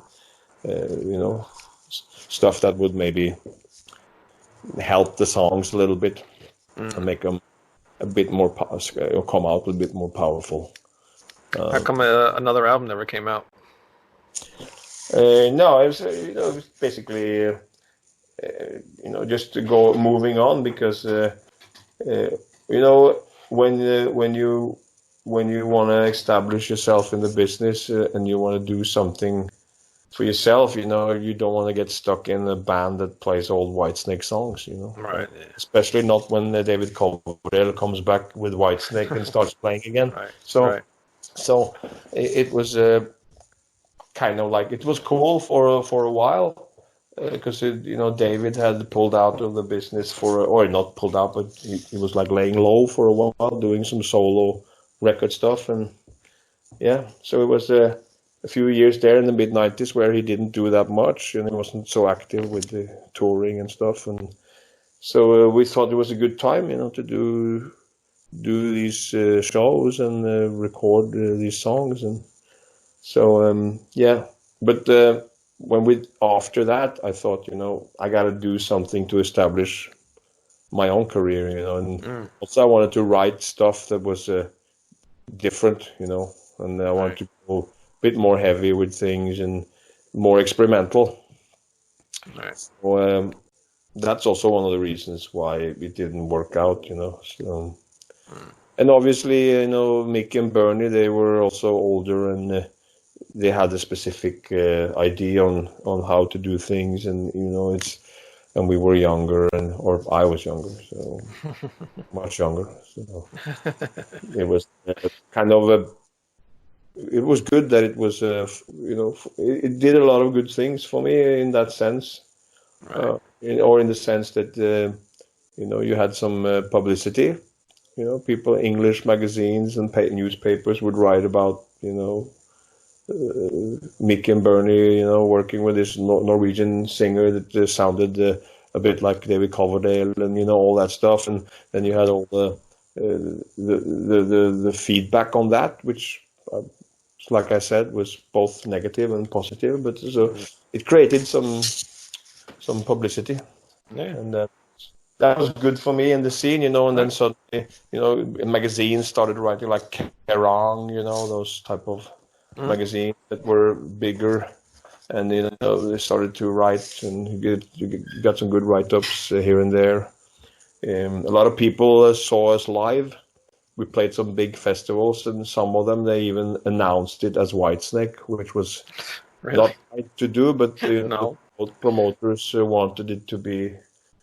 Maybe they just did it maybe it was just a misunderstanding, but or they did it deliberately. They could have been, I don't know, but I remember one show, I think it was in the Netherlands, or Holland, I don't remember exactly where it was now, but I remember there was the big banner was put behind the stage, and it said Whitesnake. Oh my God! And it was huge, and it was thousands of people, and it's a huge gig, and we were like headlining this big festival. And I remember Bernie and Mickey, they were totally freaking out because they're just like, we can't get that fucking backdrop down right now, So right. It was we had them, Wow. They took it down, of course, but it was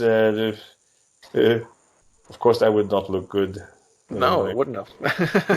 No, and of course, you don't want any problems either. Right. Yeah. But the people there at the time, they didn't really. I think most of the people at that gig, thousands of people, they didn't really, think about it.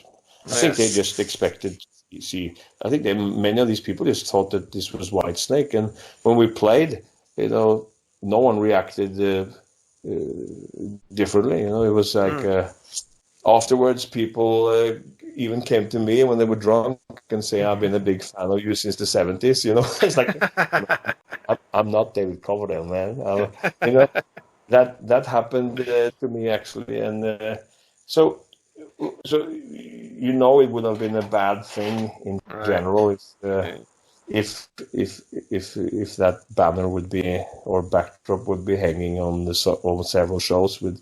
But I was just it was more like thinking about it now. It's more like a funny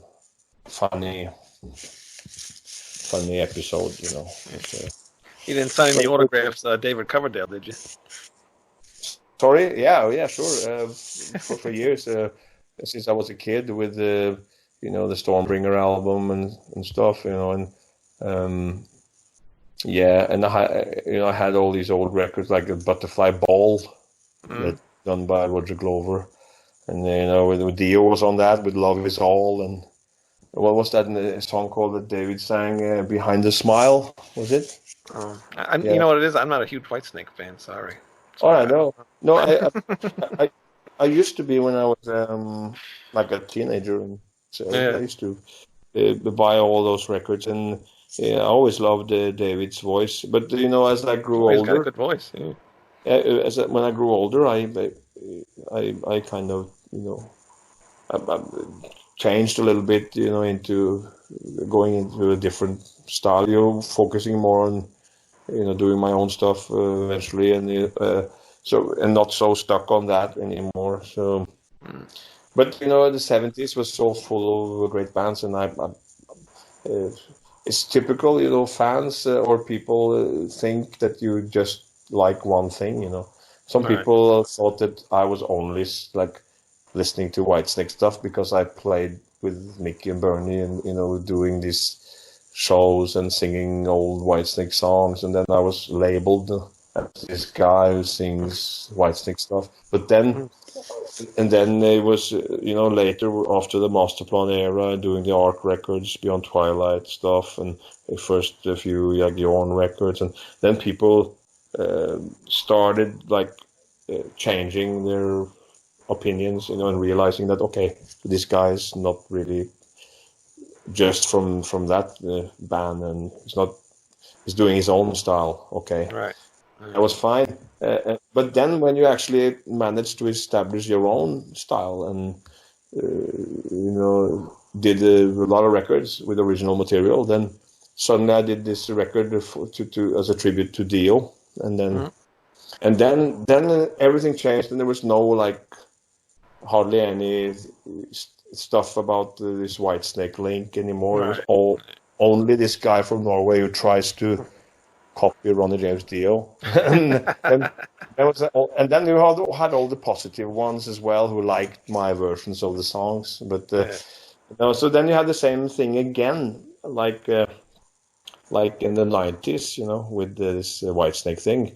But then the Whitesnake thing was forgotten. Now it was all focused on this Dio thing, and everything that I've done, which has nothing to do with the style of or singing style of like Whitesnake stuff or Purple stuff, or nothing to do with not really like Dio or Rainbow or anything either. It's like if you listen to songs from Masterplan, or you listen to some of the stuff on the Arc records or whatever, the singing style is not really doesn't have anything to do with that style at all. It's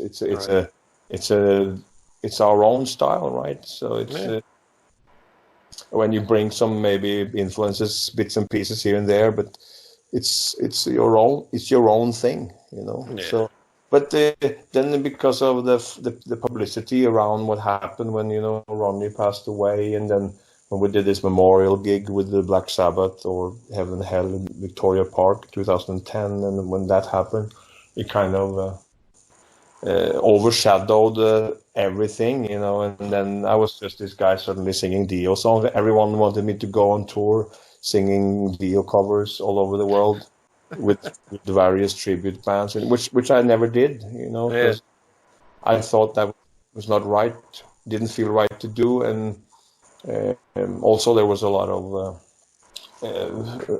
opinions on that record I did, you know, why it came so soon after Ronnie's passing, and if it was of course, or not, and all that, and which, you know, so I basically just decided to stay away from, because, you know, I didn't want to, you know, didn't want to like put any fuel to that fire at all, because my intention was just good, you know. I just want, you know, I was a big fan, so I just wanted to, you know, want this to be done the right way in principles. So I just laid low with that and continued with my own stuff, you know, writing my songs and working with various things, and eventually started doing Avantasia stuff again, and then doing this pentakill thing for the online game League of Legends, which was more like progressive metal, modern metal stuff. And did that, and then there was the Jorn records again, and then there was the Dracula album, and so on, and yeah, and then where we are now with after the other original record, there's the second Heavy Rock Radio. So yeah. So that's a few more things. Now, Russell Allen's pulled out another album, but this time he's with Nett Olsen, and I just had a Nett Olsen on last week. Yeah, it was kind of I saw a video on YouTube. I just checked it out. It sounds a bit like the other album. Yeah, it actually does. You were never asked to do this one? Sure. I was asked many times to do it, but I guess this was something that, again, like I said before, the record company put this project together, and so they wanted me to do another one, and I'm sure they wanted me to do all of them in the future. I can imagine, because that was kind of like something we started together, and it was something it was supposed to be maybe an ongoing project, but like I said before, I thought it started to become a copy of ourselves, you know, the whole thing. And even though Timo Tolkki got involved for the last record, I think the result of the whole thing was just, you know, if we would go back with Magnus again for another one, you would just have another record in the same style. But I think, in my opinion, probably with weaker songs, you know, not that they are bad, but when you already did the 4 records with this, where else can you go, really? There was, unless you start writing, like, unless I start going to see Russell, you know, me and him writing stuff together, or Magnus, me and him together, or we bring somebody else into the picture to work together. You have to change the whole formula somehow to make or to give the whole thing a new approach. Then maybe we would have a slightly different direction with the songwriting. Maybe the sound could be the same, you know, it could have a similar. I mean, it's when it's mixed or when it's recorded, so long as you work with the same people, you will, or like plus minus the same people, you will achieve a similar sound anyway. So it would fit. It's just that the record company wanted to do it exactly like before, you know, and I didn't want to do that. So that's as simple as that. And there's no like drama going on there.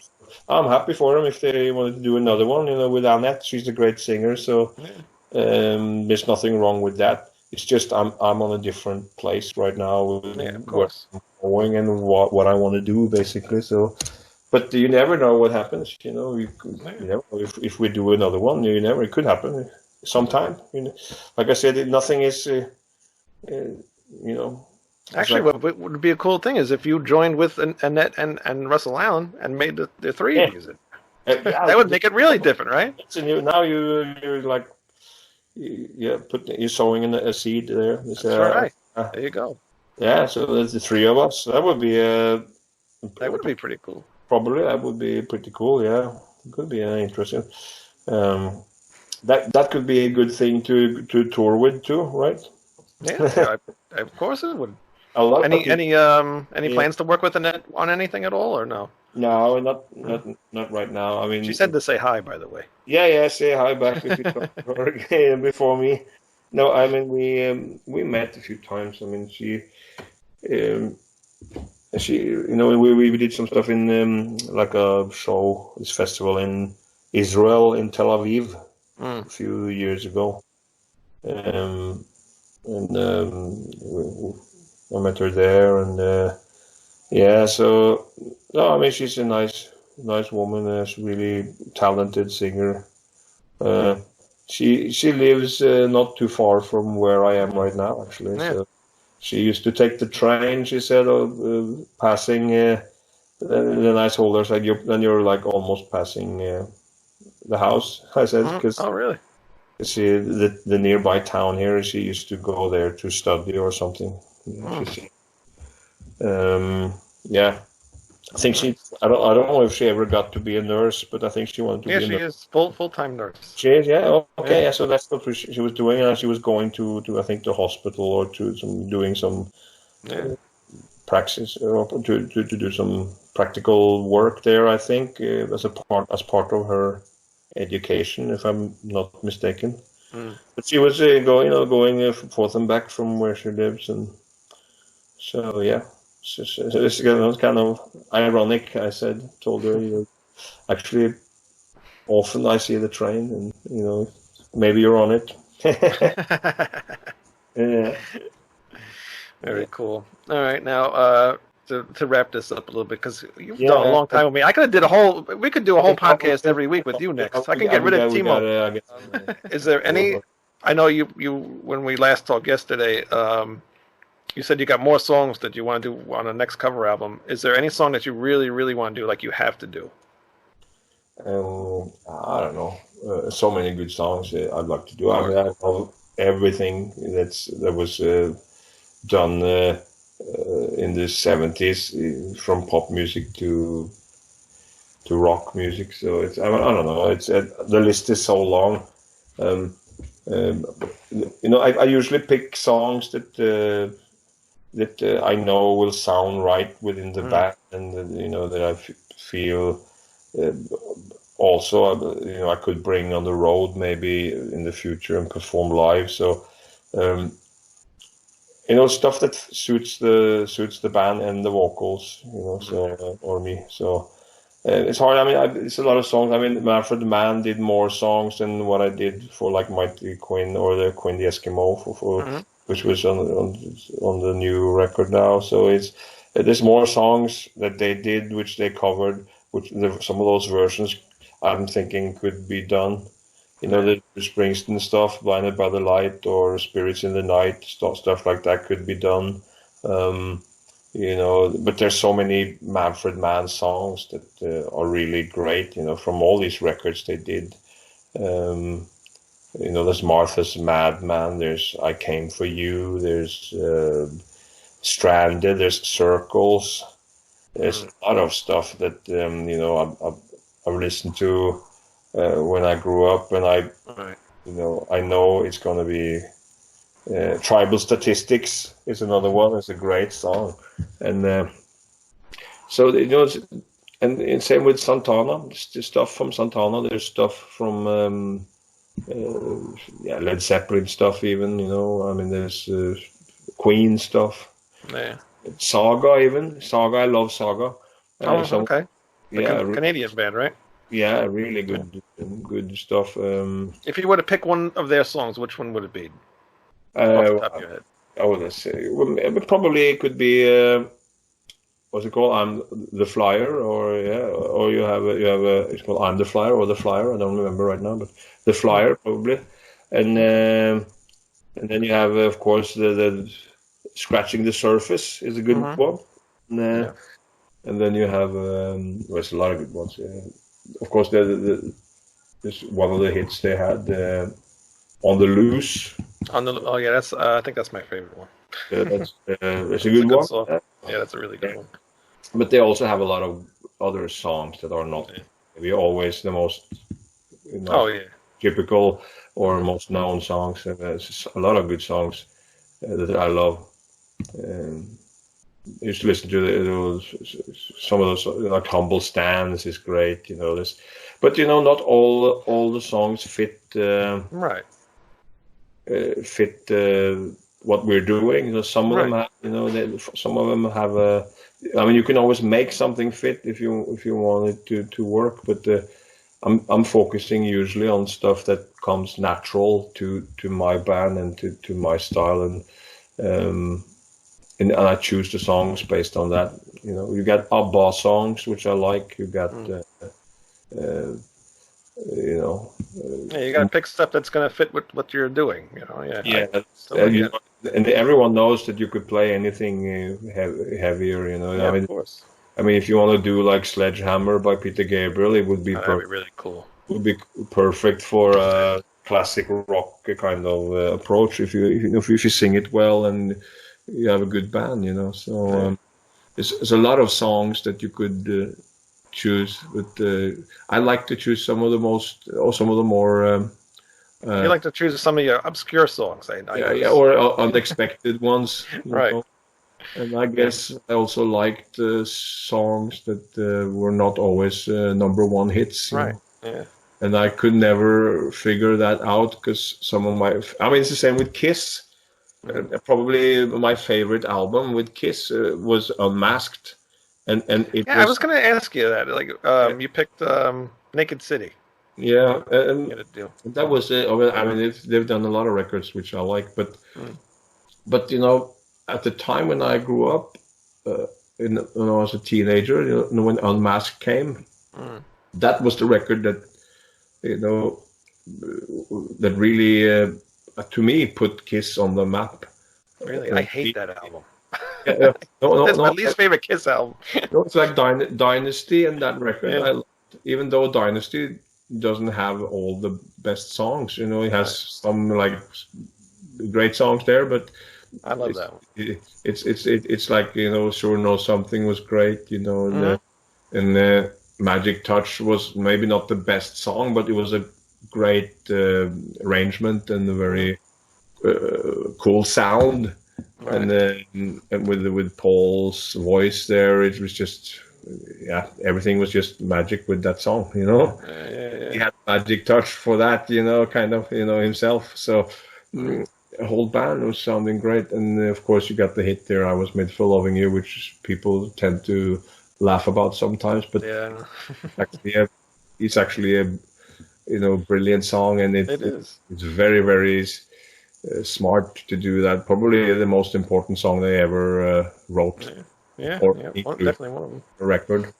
So no, but and as much as I like Creatures of the Night and The Elder, The Elder was also a record I really liked a lot. Yeah, I do too. That gets a lot of bad rap, but it's really actually a good album. It's really out of what they usually do, but it's a good album. It's different. It's very different, but very good. I think very good. No, but still, I think Unmasked to me was a cool record, and I mean, they did. I guess they didn't write all the songs all the time, but like Is That You was some demo that they got or something, which I read something about that someone else wrote that song and then they included it on the record and it ended up as the opening track or something. Yeah. But great choice and great song, and I like it. You can always look at history and some of the lyrics. I'm too old for that kind of now. I'm feeling sometimes that some of the lyrics there are a bit like, you could say cheesy, or you could say teenager oriented. or teenage-oriented rock or something like that. But still, you know, I like it. You know, it's like we're children of our time. You know, always. Yeah. So. Yeah, exactly. A good song is a good song. So. And that's the same when they did this little Maxi thing with this Kiss Killers thing. When you have this Legend Tonight, this song, which was some I think some remixes or something of some stuff or whatever. But that song was new, and I remember, you know, I really loved that song too. So there's also another song, that very good song, that could be a great song to cover, you know, and play heavier and, you know, stuff like this. So yeah, just don't ever do let's put the X in sex. That would just be like really awkward. yeah. It's a lot of good stuff. A lot of good stuff out there, yeah. So there's a lot of good stuff. Obviously, writing your own material is something you're most proud of course, and there's a certain focus on that also in the business. You know, are you going to be putting out your own next like original album next? Yeah, so I'm going to work on that now the next year, and then. In between some shows and you know, stuff I'm doing, but so I'm going to do that. I just started that not too long ago, going through ideas and stuff and picking out what I think, you know, is, you know, potentially a good idea to work on. So I'm doing that, and then we'll see after that. Maybe do another Heavy Rock Radio again after that. But we'll see. It's a lot of stuff I want to do, and you know, there's the time as the years go by. You also have to realize that even though people say it's never too late, you have to, you know, reality bites. You know, you have to understand there's a limit to the time, you know, you have. So you can't record, you know, 100 albums with various things. You have to be a bit selective. So I guess there's a few things I'd like to do, which I feel I have to do. So, but which I can't tell you right now. But you know, but for songs, you know, I could say that, you know, there's stuff I like. Maybe I'll do some Kansas stuff. You know, since I love Steve Walsh a lot. I always felt that there was something there that spoke to me. You know, something that inspired me and influenced me.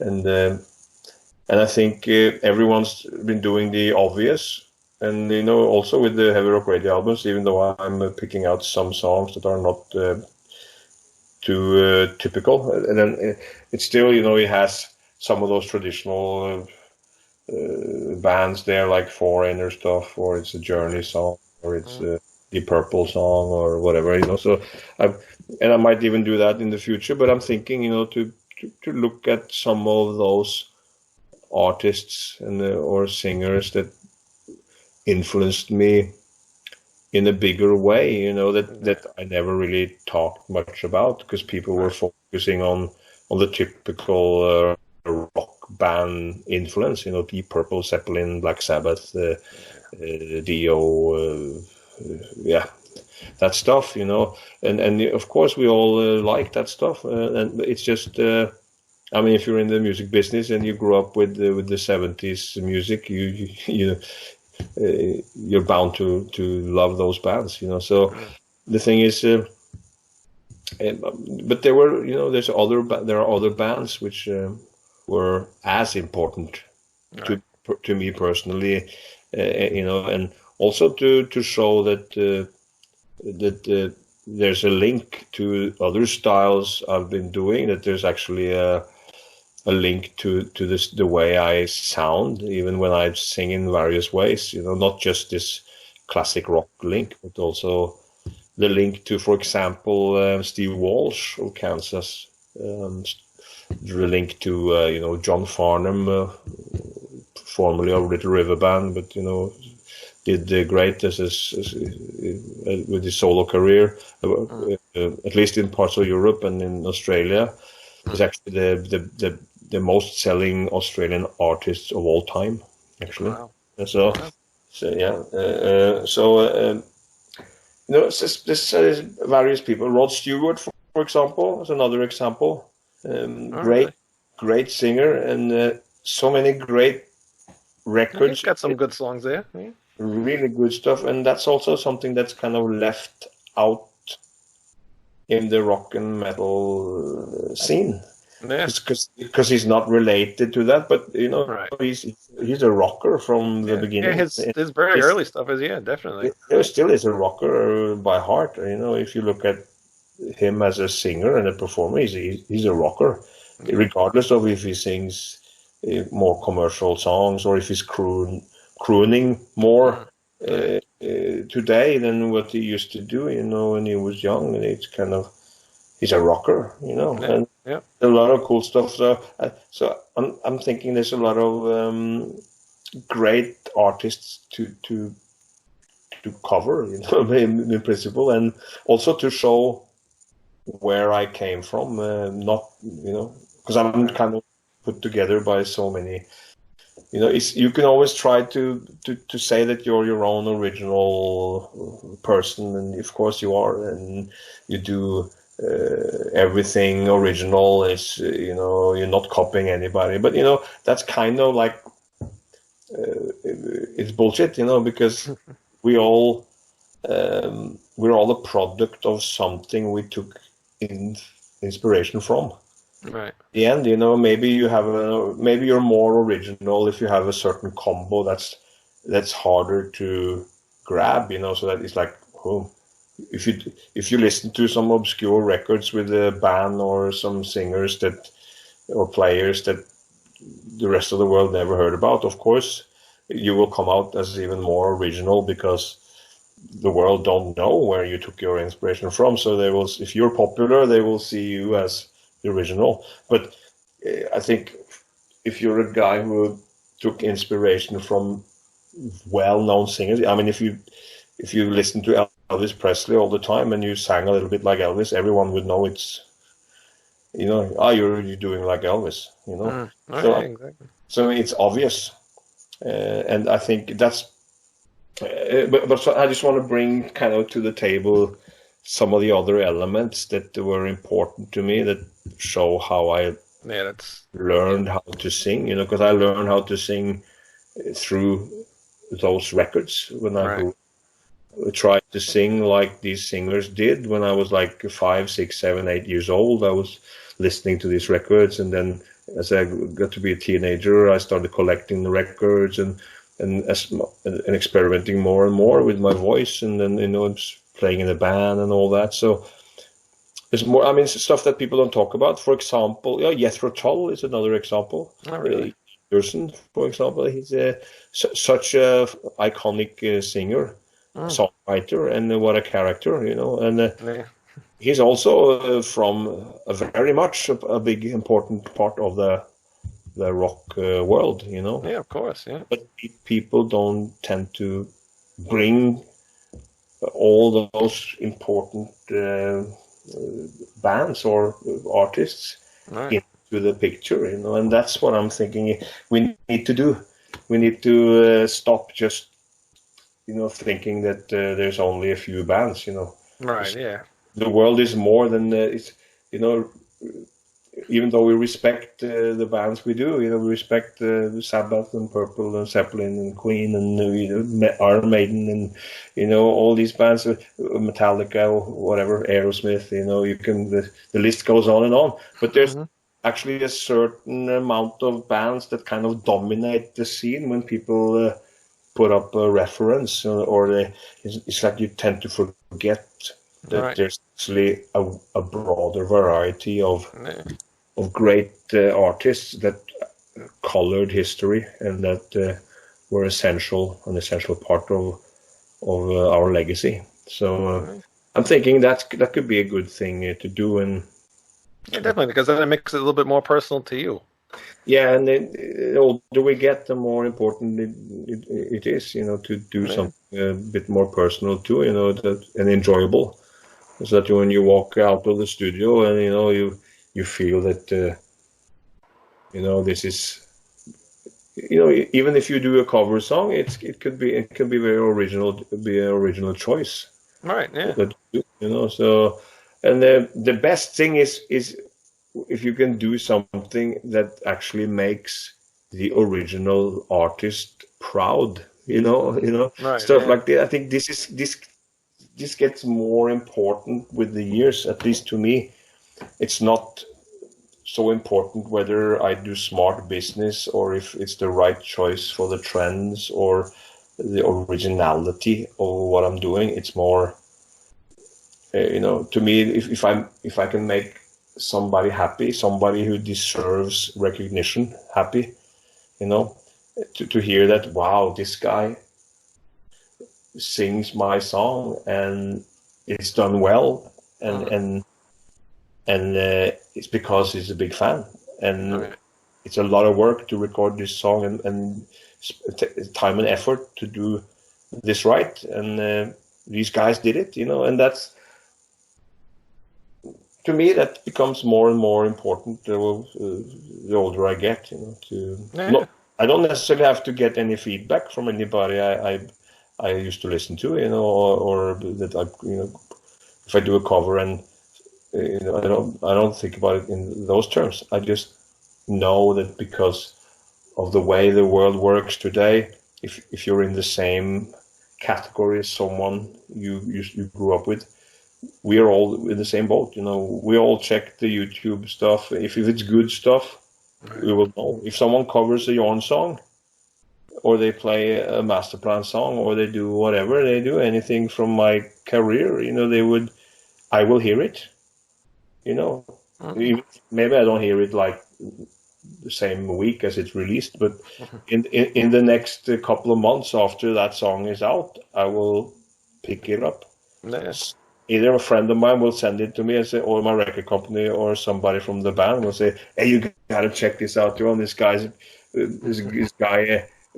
or this band recorded like a black metal version of Lonely Are the Brave. You gotta check it out, So of course I will hear it, and that shouldn't be, probably it's not any difference, any different, or with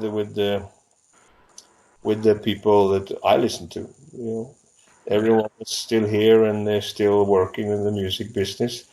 They're bound to hear some other stuff, And if you do something good with respect of the original, I think it's an honor for any artist to hear your work being, performed well, and that you actually started.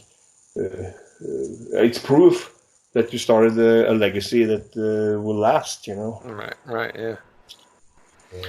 Oh, very cool. All right. Yeah, we're done with this now. Yeah. For people that are watching this and don't know you for some reason, do you have a website that they can go to check out all your stuff? I can you can check out the official Jorn Facebook page, or there's a few fan pages up there that are not the right ones, but there's you can do that, or you just or the jornlande.com is, there's some information there, but I think the easiest way is just to go on YouTube and just look at the videos. And if they want to learn more about the history, you just Google and you read Wikipedia stuff, or you find information, easily. Albums are available, Amazon.com, and it's easy. So it's usually everywhere, and most of it is on Spotify anyway. So that is true. Are you on Facebook or Twitter or Instagram or anything, or you stay away from all that stuff? I'm just on Facebook with my artist page, which is the official Jorn page, and the one with the blue. It is the official one. The other ones are not real. Right. Well, there's a few fan pages which are particular. There's a Norwegian fan club that's called Jorn Army, which is a friend of ours who's doing that. He's doing a great job with that. And there's a Swedish one, and then there's a couple of more, and then there's an Italian fan club. And jeez, all these fans. We've got to get a United States fan club. Yeah, there's a few there. So But the official one is the one. I was late with everything. I was even late with Facebook. So, and I never got to do the Instagram thing, and I'm not good with social media at all. I just do it when it feels natural. So I post stuff every now and then. I'm not the guy who's always on social medias or anything, but I post whatever's happening when it's happening. So, yeah. Right, well, very cool. I thank you so much for doing this lengthy show. It's very, very cool of you. No problem, man. Yeah. Let's talk again, man.